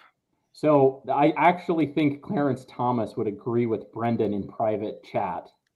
So Clarence Thomas, the only exception, I would just say this. Clarence Thomas does hate incorporation through the 14th Amendment, but he's a realist. Okay, he does. He hates it. He thinks that has been abused like crazy. The concept behind the 14th Amendment was so that the federal government was able to force the 12th and 13th Amendments down the throats of the seditious states. Right. That was the purpose of the 14th Amendment. I don't think that is not how the Warren Court used the 14th Amendment. Right. So Clarence Thomas would agree with you. And then he would immediately say, Brendan, but inside the Constitution, the original, not the amendments, but inside the Constitution itself, there's the Privileges and Immunities Clause. And so if you, a citizen of New York, were empowered by your state to have open carry, that right must be respected by all other states as you travel through them. And so he would say that more or less what happens is the state that determines to give the most liberty to its citizens, more or less brings the ceiling down on all of the other states. And it would always err on the side of liberty. And so his opinion has been, and there was a case in 1873 called the Slaughterhouse Cases, which got really confusing on this topic. But he thinks that was one of the greatest miscarriages of judicial prudence ever. But his point is, we really need to recognize that if the state of Nebraska, I mean, we're just Nebraska homeboys here, Phil and I. So if Nebraska wants to empower us with certain rights, those rights are not held by jurisdiction. Those rights, as citizens of the state of Nebraska, would travel with us through all 50 states. And so then it gets a little bit confusing, right? And so Clarence Thomas's point would be, we've got to play by the same rule book when it comes to liberty. And he thinks that the Privileges and Immunities Clause is the better, more originalist, more authentic way to try to get something like, fine, let's find Nebraska's gun laws. And if they are the least restrictive gun laws, we need to apply those to all the states. Right? That would be his theory on this. Here. And I don't know how I feel about that, because I think that becomes an interesting historical debate, because you could immediately look, okay, what were they doing in 1792? Did Massachusetts respect all of the rights of people in North Carolina the way that Clarence Thomas would kind of argue that it should have been? And I think the answer is no. We certainly know that slaves weren't treated that way. If a black man in Massachusetts traveled south before 1850, he was likely to be recaptured and resold back into slavery, right? And so his rights did not travel with him. And the Dred Scott case was sort of, was clustered around this exact problem. And so the answer to that is, even at the founding, that was a mess. The Privileges and Immunities Clause is in there. What are you to do with it? I don't know. It's tough. But again, is this a prohibition or is this only for the federal government? Again, the prohibitions to the state, everything else is reserved to the state. That's not specifically prohibited. You know what I mean? So the 10th Amendment flat out throws it out there. So the argument I would make against that is that that is not a prohibition or a granting a permission of the state. So I'm not sure that Yeah. No, it's okay. That's an excellent point. So let's think through that for a second. So the 10th Amendment says that everything not mentioned inside the federal Constitution is reserved to the states. Totally agree. Thereof. Yep. Yeah, that's exactly right. So the federal government or the person. It does say person too. Yeah. So you as a person, because again, I really do believe that the overwhelming majority of the signers of the Declaration, the Constitution, and the amendments believe that first come rights, then come government, right? Yes. And so I don't think there's, at least I've never read anything historical that would indicate otherwise. There are some flyers, right? So there's a few minority positions in the 1810s where there were some philosopher types that didn't really feel that way, in like the Pennsylvania legislature, sure. Okay, but the overwhelming majority of people thought first come rights, then come government. Okay, so, and I agree with that position. So then you say to yourself, you're right, the federal government should stay out of this, with one exception. If I have the right in Nebraska and I go to New York and I'm carrying, and New York has restrictions on my ability to carry, and then I'm taken to jail, I would then say, as a citizen of Nebraska, I have the privilege and the immunity. I should be exempt from your law because I've carried the rights that are mine from Nebraska to New York. And the New York courts are not supposed to be able to determine my fate because I'm a Nebraskan citizen first, and I'm an American first, a Nebraskan second. And so then the jurisdiction of New York, they can't take the right imbued by me by the state of Nebraska. So then my case would go directly to the Supreme Court or to one of the circuit courts, and they would have to determine whether or not I have the right, and if New York is impermissibly burdening my right given to me by the state of Nebraska. So the federal court system would solve this issue, right? So that's getting super into the weeds. I didn't know we were going to get this. No, I know, and I still was just saying. And actually, I think you said it right first. I think if we're going to go all the way back originalist, as I'm doing, I mean, I'm setting this up, right? So then you're a Nebraskan citizen first and a U.S. second. That's what they believe. They believe that the country was the state that you are from. I mean, through the ratifying convention, people were saying "my country of." That was Virginia. Yeah, my country of Massachusetts. That's right. Exactly. Massachusetts is my country, sir. Yeah, they flat out believed like this. Nebraska is my country, Phil. I'll never. I need to get that tattooed on my forearm. Nebraska is my country. Jesus. You'll go to other places and be like, what does that even mean? There's some weird loyalty things that Nebraskans have come up with like Husker football alone. I don't know if we need to get into unicameral. Wait a second. Do we really need like Texas? Okay, like Texas. Yeah. They win. They win in the Texas pride. Yeah, 100%. Yeah. In statehood pride, Texas kind of has that. They kind of win. So I'm sorry. No, just quick confession. Every time I get on an airplane when I'm heading back to Omaha, I always have the temptation to just halfway through the flight yell, "Go Big Red," and then just hope everybody would shout back, "Go Big Red." And then anyway, but you'll have one guy. No, that is not true. I bet I'd have 20 guys out of 200. Yeah. I bet you 10%. One of them standing up and taking his shirt off. Absolutely. They're gonna be like, "Black shirts, let's go." Oh, Jesus. That's sad but true. But, as much as I'd say, like, everything you've been saying, Nate, I'm just like, this motherfucker's spitting. How do we get this into fucking law tomorrow? No, I can have my rifle just open carry in my pickup truck as I pull into New York City. Come on now. This is sounding awesome. Like Phil made it sound like this is going to be adversarial. I was like, I like what this guy's saying right now. I was like, well, so to Brendan's point, though, I mean, I think he has a very strong argument to say that autonomy to the states to figure out their own takes on individual rights is a good one. Like, I don't have anything to say about that. All I would say is that a lot of these arguments we lost 150 years ago. So as a practical matter, we're so far down. I just don't know exactly what to do. But on an intellectual level, I think that it's a very strong position. And so, yeah, again, I'm a realist. Like, I understand completely where we're at. Like, I completely understand. I understand the incorporation doctrine is here, and it's probably here to stay for a long time. So I get it. I just if you go back to history and you actually read history, which bugs me, it's not that hard. Like, if people just really like paid attention, and I know that's way too much to ask. I know. But then they'd understand that the states have a whole lot more power than, or supposed to have a whole lot more power than the federal government ever had. Like, that was the way they tried to set it up, and obviously that's not the case now.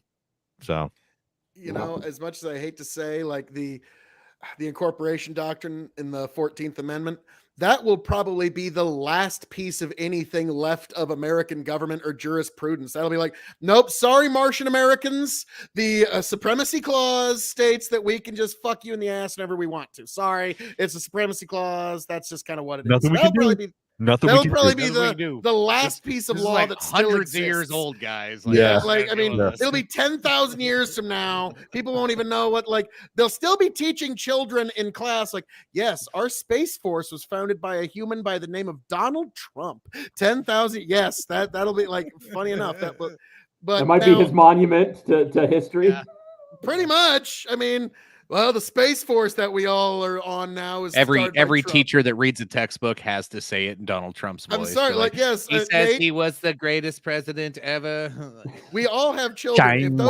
If their progeny explores the stars 10,000 years from now, their children in a classroom will hear, yes, this all got started by a person in the 21st century named Donald Trump. That'll be it. But that will be like, God damn. So yes, our weird little time in history had a lot more impact than you thought. Now, Nate, I've got two more questions that I want to ask you, but Chicken, since you're back, before I get into my questionnaire, is there anything you'd like to get in on this? No, I was listening through a little bit. I caught kind of the tail end of it. I don't know if you guys got into, like, Kavanaugh seemed to be kind of leaning towards that traditional view. From what I understood on what little bit I read on his opinion, he kind of did the whole, hey, you can't just, just willy-nilly decide whether somebody can carry or not.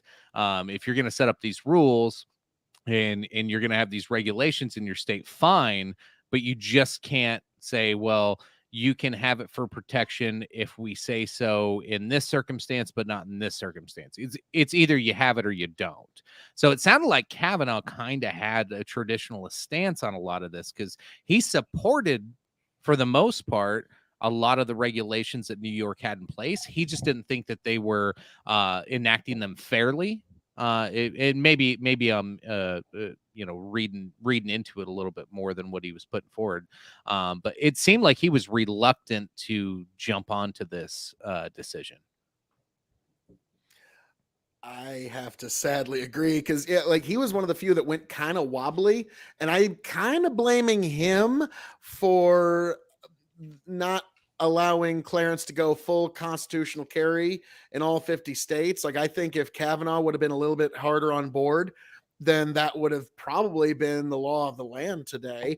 And so that's like, Nate, I remember hearing on a show one time, you're talking on, I think it was Tiberius or maybe one of the other shows, where you're saying, the conservatives aren't exactly happy with John Roberts. I don't know if they'd renominate him if they had the chance to re-up him every 10 years.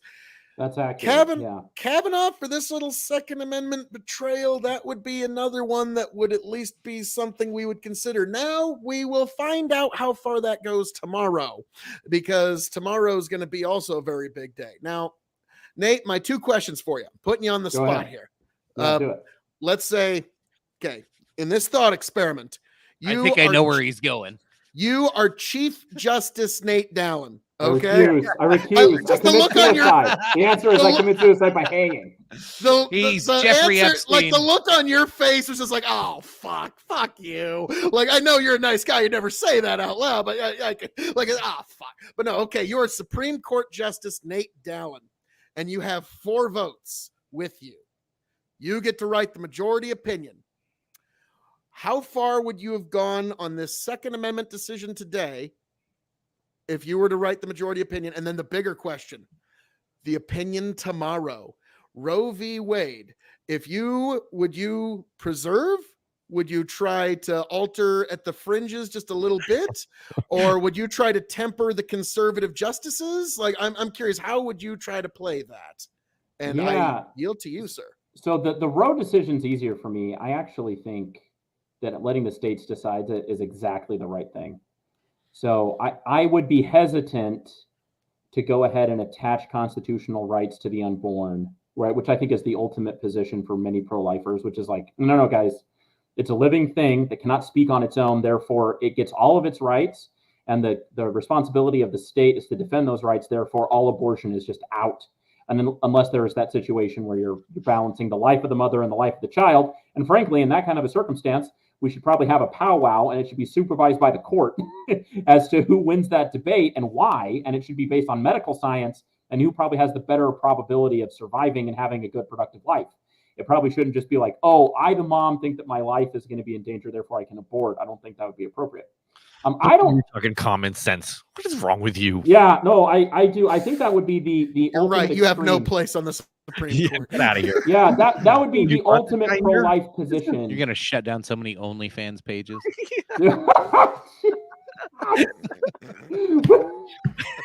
Waka waka.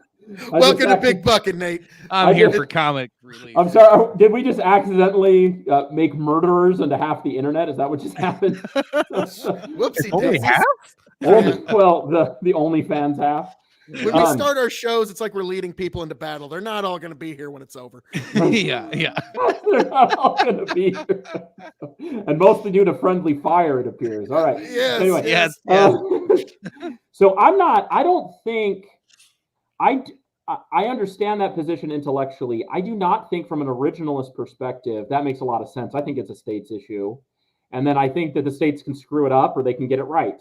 And so then, and you do inside of a democratic, or I should say a democratic republic, right? And so inside of a democratic republic that's federalized, I think that you have to allow for the states to shoot themselves in the foot and become immoral beasts on certain topics. And sadly, I think this is one of those topics. So if we want to have murderous friends in California, I mean, that's the California prerogative. I think that's sort of the way you help, soothe over these differing opinions on this topic is you say, well, vote with your feet. If you feel like the state of Nebraska or South Dakota or wherever you happen to reside doesn't represent your values on a moral issue, you might need to pack up and move. And so I would probably write something very close to the Alito opinion that was leaked. I actually think that more or less got it right. Send it over to the states, let them figure it out, and also curtail the making up of rights. The Second Amendment issue is more complicated, and it's only more complicated because I am actually partial to this idea that the federal government needs to instill or place a limit on states from just like doing a gun roundup. Right? Like imagine a circumstance where California said, no guns in California. If you have one, it's an automatic life sentence. We're rounding up every weapon and we're burning them down. Okay, so like imagine a scenario like that. In that kind, or again, you could turn this on me and say, well, isn't that theoretically possible in the Roe situation? What if California said you must abort all children? Like that would be a pretty extreme position, right? And would be very bad. Don't give me any ideas. Okay. Well, seriously, be like, oh, we're just going to population control. We'll just, King Herod, when he murdered the innocents in the Bible, if only he had our power, he would have just murdered them in the womb. Gosh, dang, right? I mean, that's like the anti-natalist pornography right there. Like, that's exactly right. So by making it a state issue only and saying that the federal government and the Constitution isn't going to instill inside of the states the value, right? So like, how would you even say this? So like you say that by confederating, you signed up for a belief that the right to bear arms is a good idea, right? You like that's baseline. That's part of the contract. Now, how you figure that out, there's a ton of play. Okay, so like you can go figure this stuff out on your own, but I don't know if you could just take a position that's like, no, the federal Constitution says the right to vote for everybody. Screw that. In California, only the Asians can vote. They're the smartest ones, so therefore no one else can vote. Okay, like that would be, I don't know. I just don't feel comfortable with that. So I don't know where to go, frankly. I mean, part of me does like the idea. It's just intellectually bankrupt, but part of me likes the idea of just being like, show me you're competent before you can buy arms. Like, just show me that you can clean a gun. Right? Like, how many people buy weapons that just don't even know how to clean their weapon? They don't know how to appropriately load their gun. So part of me is like, all right, just show competence. Just like show basic competence. That's it. Like, I want to be light touch on this. But then it's a problem. I don't know how to intellectually make that jive with what the Second Amendment says. Yeah, I don't think you can. That's the problem. Is I agree with a lot of what you're saying. I brought this up several times. Like, the safe storage law they want to put through. I don't think it should be a law. I think there should be some government funding for safe storage. Like, why? Like, we already give gun locks for away for free at your local sheriff's department. Like, why not make like a safe like make it so people like there's a lot of poor people with a lot of guns that can't store them very well. Like they don't have AK-47 under the couch cushions, right? Yeah. Like, and it's not that they're bad people. It's not that they're doing it on purpose. It's not that they want their kids to go grab it and go shoot some people. They can't afford a $500 safe to go hide that shit. You know what I mean? Like, so as much money as we throw around, I was like, God, why aren't lefties on board with like, why don't we just let the government pay for fucking safes for all the people that have guns? Like, you want safe storage laws? No, I don't. Chicken. Don't make it a law. I was about to say, I really appreciate the spirit of what you're saying there, Chicken, because this is something that I always emphasize to the American gun owner. Like, you need to oppose safe storage laws just as much as you need to oppose red flag laws, because if you let the gun grabbers into your house, you are in for a world of fucking trouble. And that's like, if now your Second Amendment rights are now going to be up to the standards and safety storage standards of somebody who doesn't think you should even have a gun in some jurisdictions. So like, you want to talk about a busybody trying to make your life miserable. So yeah, that's one thing I always emphasize. For example, when I'm home, like, I'll have my sidearm next to me, like by my bedstand. But when I leave the house, like, my wife's not comfortable with a loaded gun next to her. She's not very competent with a gun. We're working on that. We'll get there. But so, like, I'm not going to leave a loaded gun in my bedstand for her to fuck up until she's competent with it. Has she done a desk pop? What's that? Has she done a desk pop? No. Like I said, we're getting there. We're getting there. No, okay. not yet. But anyway, but I understand the concerns that people have. I have them too. There's been times where I was like, shit, I don't think I put that gun away last night. And I'll drive fucking 30 miles back home because I know my son's going to be home alone and I don't even want him to have access to it and to do something stupid on accident, if he has a buddy over. Like, these are real things that parents really do think about. And I'm actually kind of liberal on a lot of goddamn issues, but inside your own home, right? Yeah. That's how I feel about this. Is like, look, in my home, I'm a freaking fascist, right? Like, I'm locking stuff down, right? Because it's my house. And like, that's my family culture. In my house, we're going to do storage. We're going to do time at the range. Like, my children are going to understand what the rules are. They're going to understand if they ever point a weapon, loaded or unloaded, that's it for them for years, right? Like, I'm going to be draconian inside my own home, right? Because my house, my rules, but it's a scale issue. But you can't legislate away irresponsibility. But you can provide opportunity. You can provide opportunity to correct it. Right. And so there's only so many people that are going to take advantage of that. The irresponsible, silly, not so smart. You can't fix that. You can't fix that. You simply can't. But you can curb it. It's only a piece of paper. You can reduce it by giving easy opportunity and that'll reduce it. It's not going to fix it. There's no way you'll ever get to zero. Of course. Like, so what you do is you mitigate it. the best way to mitigate it is sometimes maybe the government programs can work as long as it's not a law. I feel like I don't even know you right now. If it's not a law, dude. Okay, could just become the liberal progressive on the panel. No. Normie in here. Two chicken. Two pollo. Hear me out. I keep saying this. No laws being involved. This is strictly as we just gave $40 billion to whatever goddamn country that we're having a fake war with. Why can't we spend $1 billion giving people gun safes? What is fucking wrong with that? If it saves, hear me out. It saves 2 school shootings. If that money saved 2 school shootings, is it worth it? Because $1 billion, yeah, of course. A responsible gun owner goes, fuck, I'll take advantage of a free safe. And then some 18-year-old kid that gets bullied at school doesn't get a hold of his dad's gun. And there's nobody's rights being infringed. It was a decision of a parent and a responsible gun owner to lock up guns when he wasn't around. What is wrong with that? Like, I don't understand how anybody, a libertarian, a lefty, or a fucking GOP hardcore righty could fucking deny the fact that you could spend money wisely and not infringe on somebody's rights. The government can do this. It's not necessarily their place. It's not their place. State power. You would never be able to quantify that.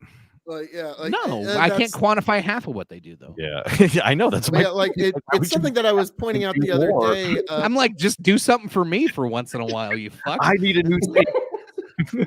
And while you're at it, replace my engine. That thing's ready. I want to. But unfortunately, Chicken, this is something you need to keep in mind: is they've been raising the ages of things that young adults can do, because think about it, like 18 and 21 is now this very strange gray area, because they're trying to make being able to purchase a gun 21 years old.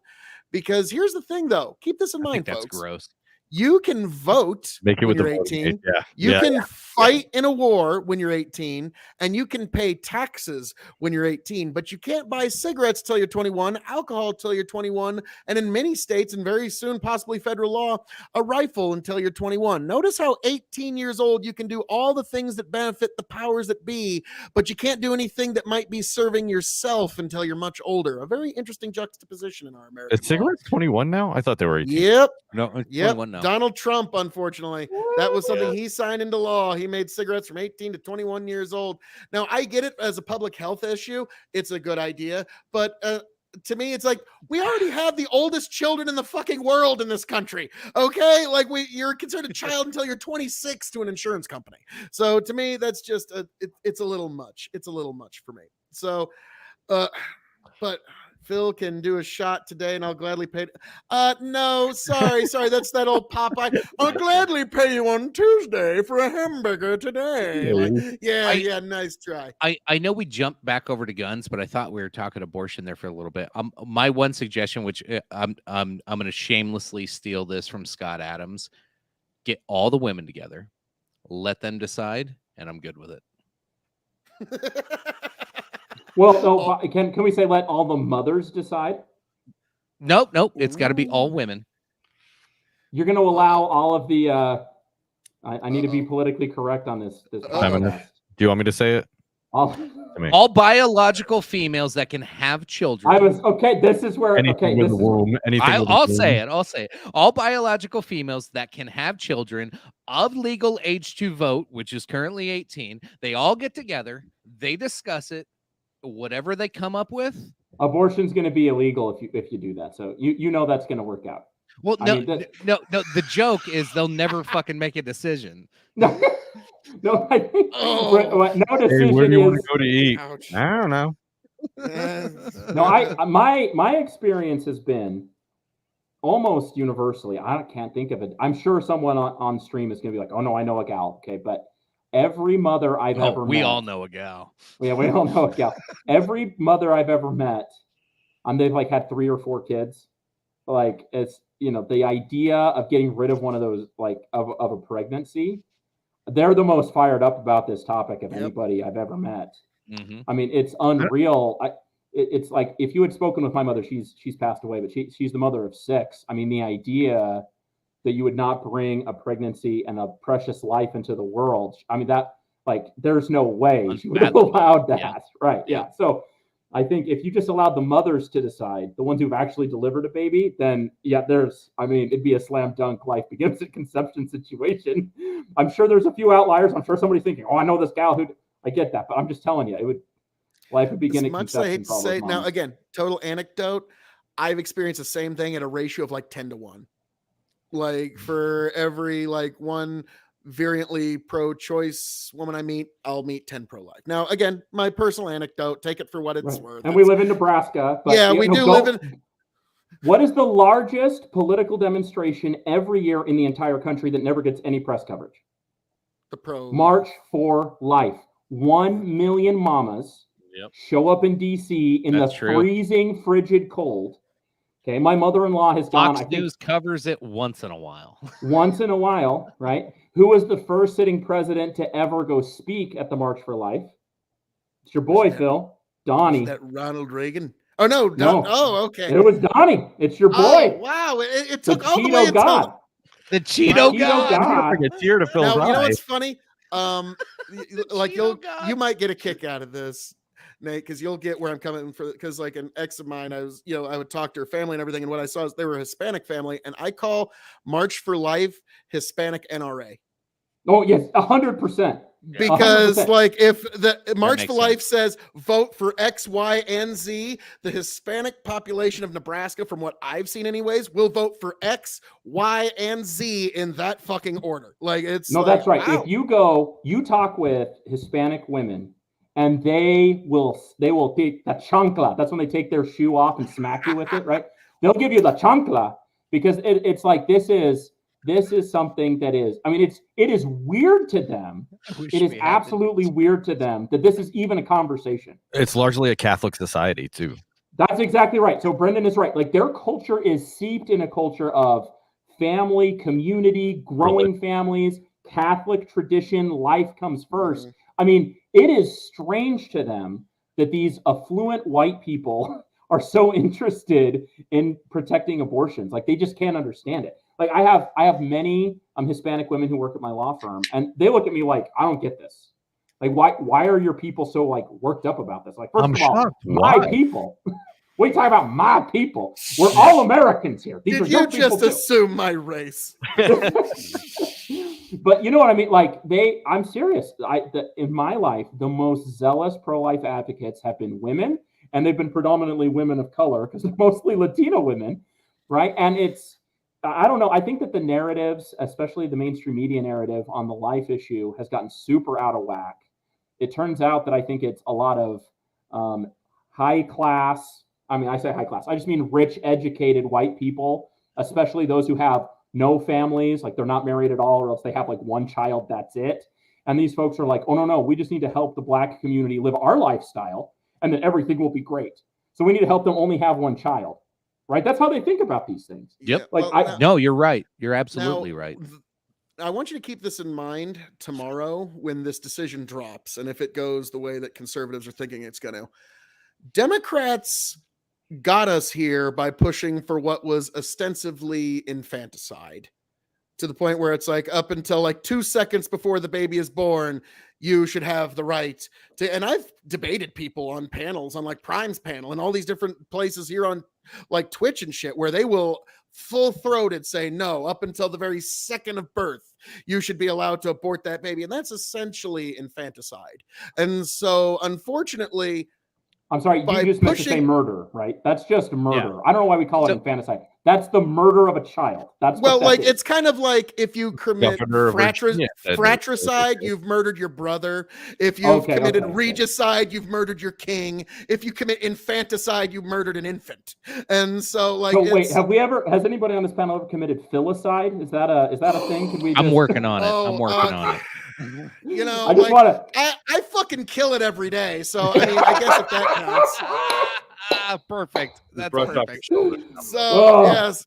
Now to that point, that's okay. This is a good political strategy that I feel the left dominates with. Is they will take the most fringe argument and run with it because they know that there's got to be a stopgap, and the right's going to have to move to compromise. What's the saying is the left has all the bad ideas and the right has no ideas. Like that's basically what their whole the way they perceive a lot of things. And so when they take these extreme left position, they can get people to move towards them, even if they know they'll never get to that far end. That's not the result. The result is to get them to accept a little bit, and just to give them a step or two closer. And the left's really fucking good at that. The right is terrible at this. They fucking inch over and over, and they always have. And so that's why, like, certain positions that I feel passionate about, I'll go with the fucking far extreme right one. But here's the problem: is the left does a really good job with painting anybody who takes that far right extreme position as racist, bigoted, like all the evil words. Like, they've pre-planned this out. They're so much smarter at strategy when it comes to culture, ideas, and changing shit. The right, the best thing the right had in the last year was OK Groomer, and they beat that fucking dead horse. They're still beating. They're still beating the fuck out of it. Well, unfortunately, Chicken, it sticks, and it's kind of one of those turnabout's fair play. Yeah, they've been calling right wingers racist for decades. So they have a ton of help. They have a ton of help with the corporate media. A ton of help. How many people moved to the right because of that, though? Unclear yet. Right. I just say that because you know how. Oh, I was just gonna say, you know how you had people work. Pause. All you had was people pause from moving further left when they heard OK Groomer. They went, oh shit, maybe I don't want to go any more that way. I'm gonna stop right where I'm at.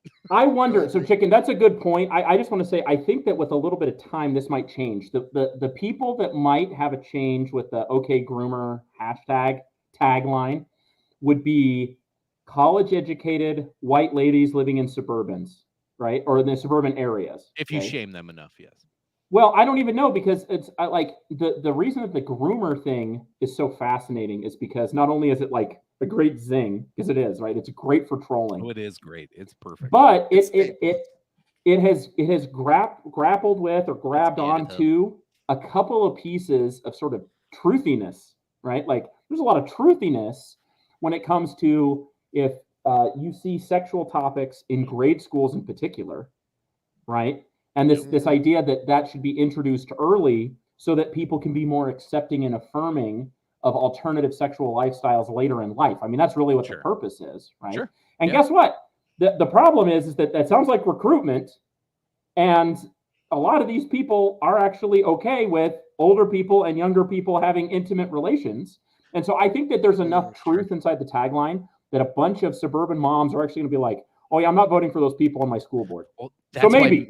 That's why Matt Walsh has got a sudden boom in fucking popularity. If you looked at Matt Walsh, even as a moderate Republican 6 months ago, you'd be like, dude, that guy's kind of an asshole and he pushes shit a little too far.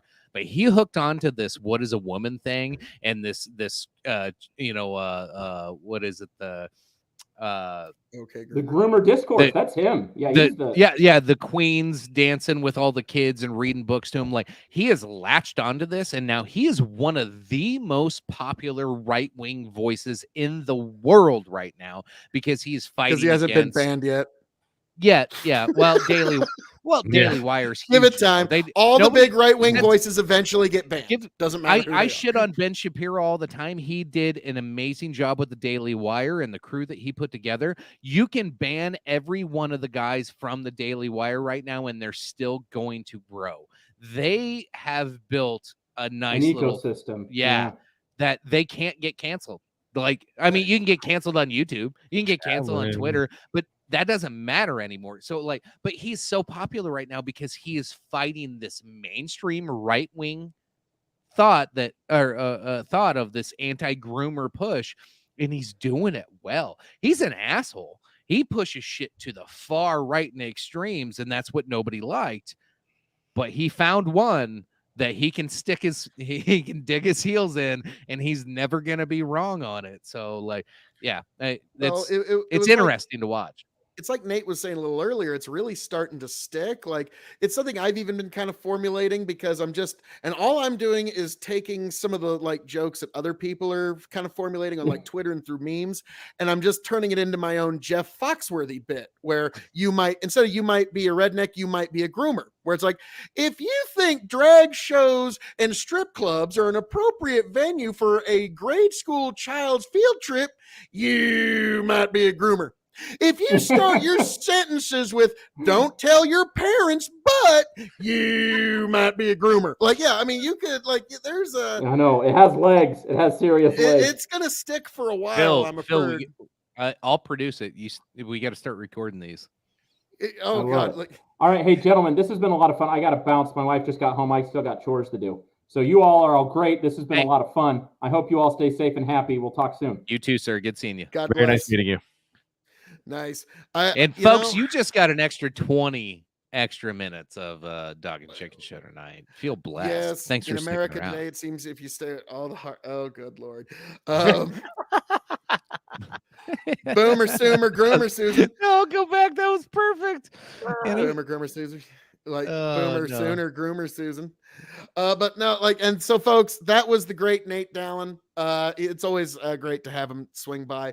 But yeah, so we're getting down to nut cutting time on this big. I was gonna just ask all the panelists, all the folks who are on this amazing show this evening, but we've got the three of us. I'm gonna ask you guys. We're down to nut cutting time. Let's see. It's about post show link also. Let's get it popped up. Linktree/Big Buck, and you see it scrolling down below. Post show after this. Phil, go ahead.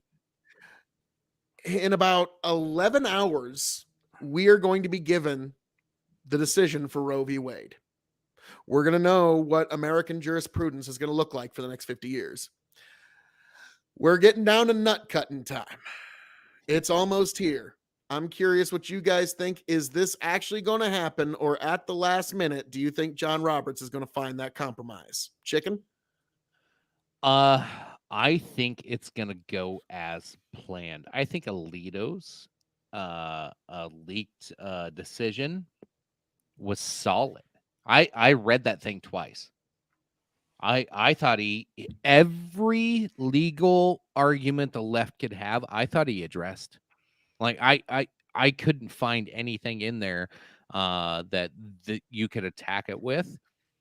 So I'm gonna predict that it does go through, that Roe v. Wade gets overturned. That's gonna be my official prediction. If it doesn't, it's not going to be because of legal standing. It's going to be because of fear and intimidation.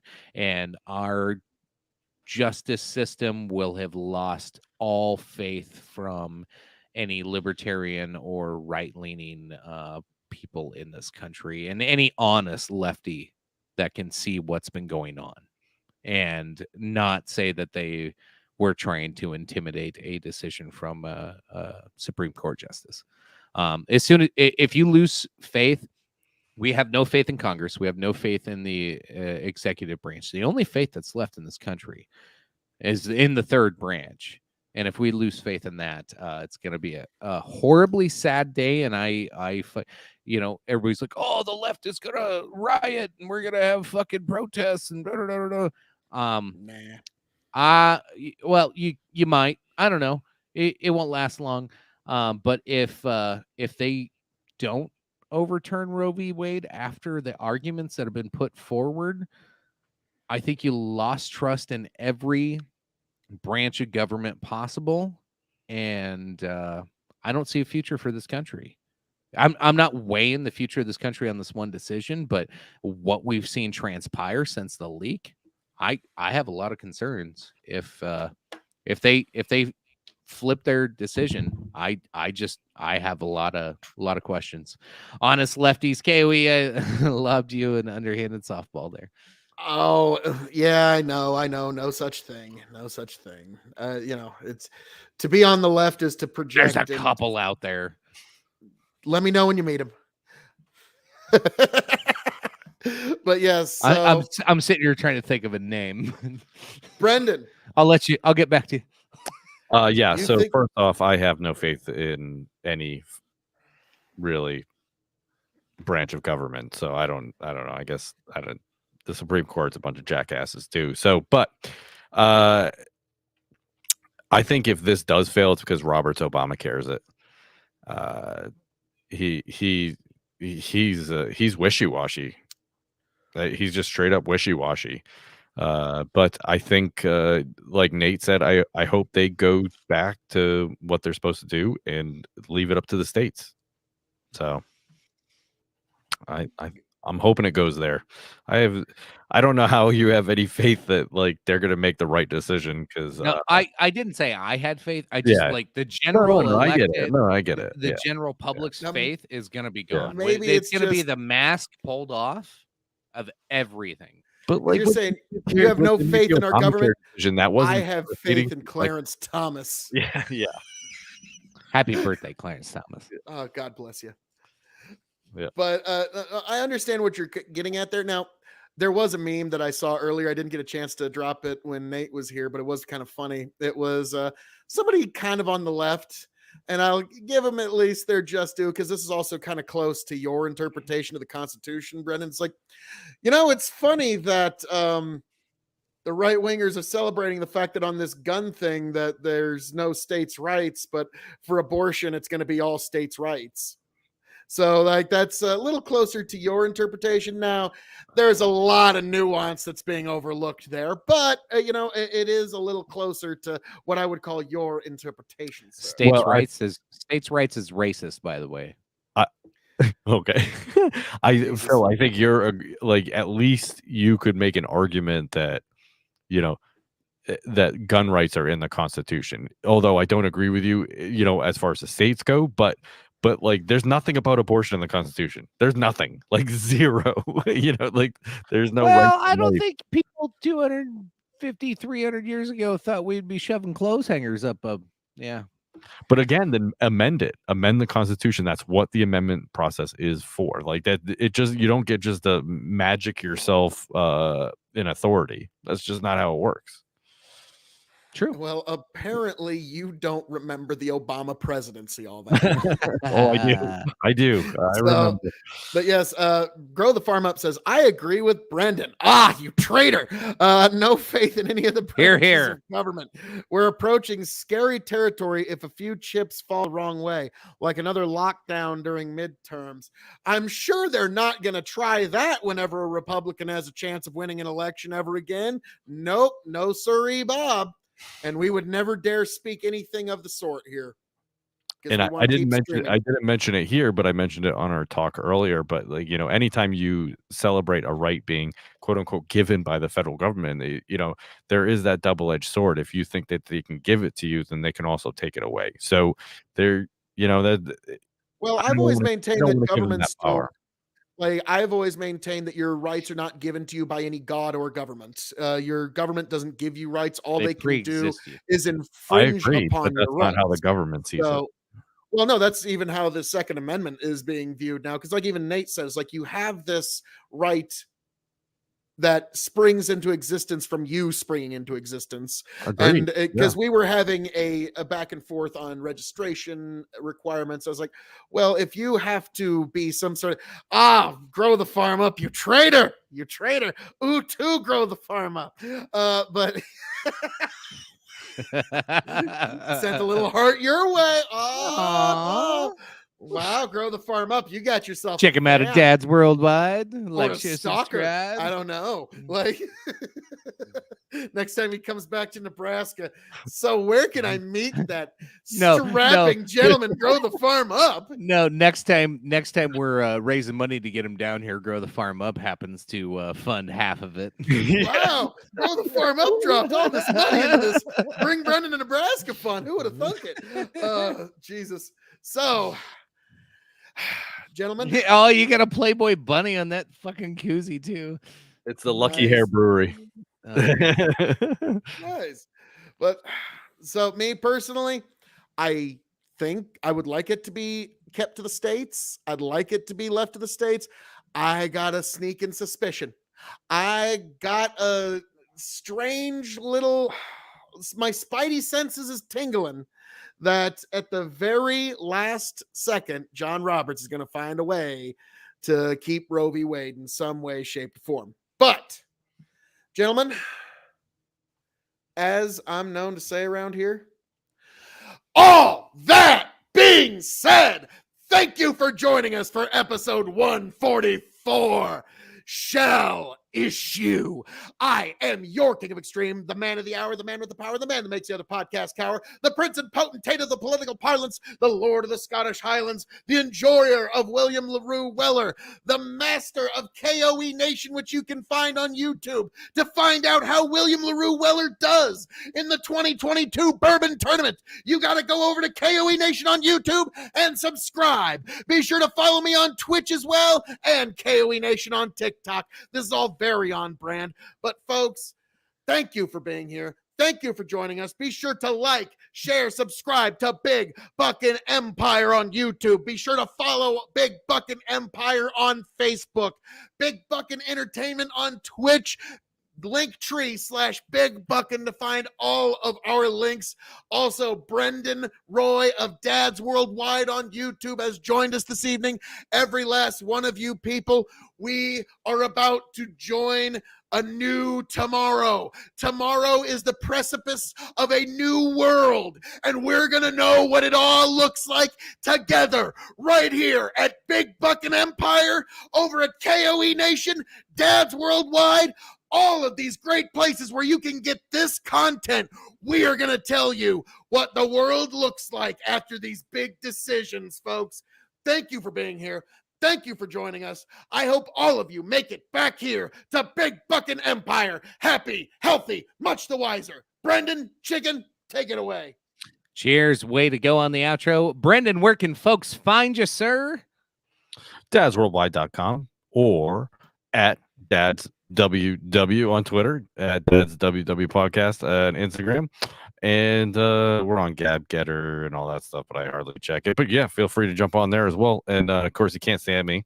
Can't stand these guys. Hey, I want to hear about it. Hate mail at dadsww.com. And of course, if you have a love letter for Phil, I'll take that as well. Love it. Folks, I just posted. Not only can you go to Linktree/Big Buckin', but I also posted the post show in the chat because I love you and I don't want to make you have to take an extra step. If you don't want to, you can just jump right on over, click that little bad boy, and we'll see you over in the post show. I agree with every big shout out to Yanked Up Podcast, Yanked Up Studios, for producing tonight, helping us with comments, and helping make the show flow behind the scenes.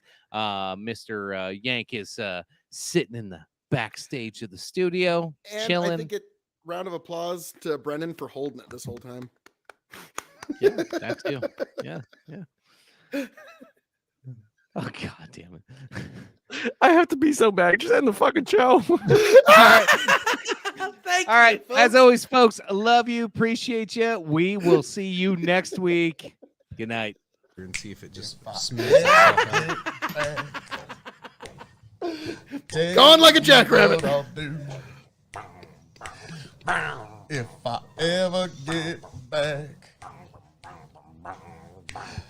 I promise to refabricate you.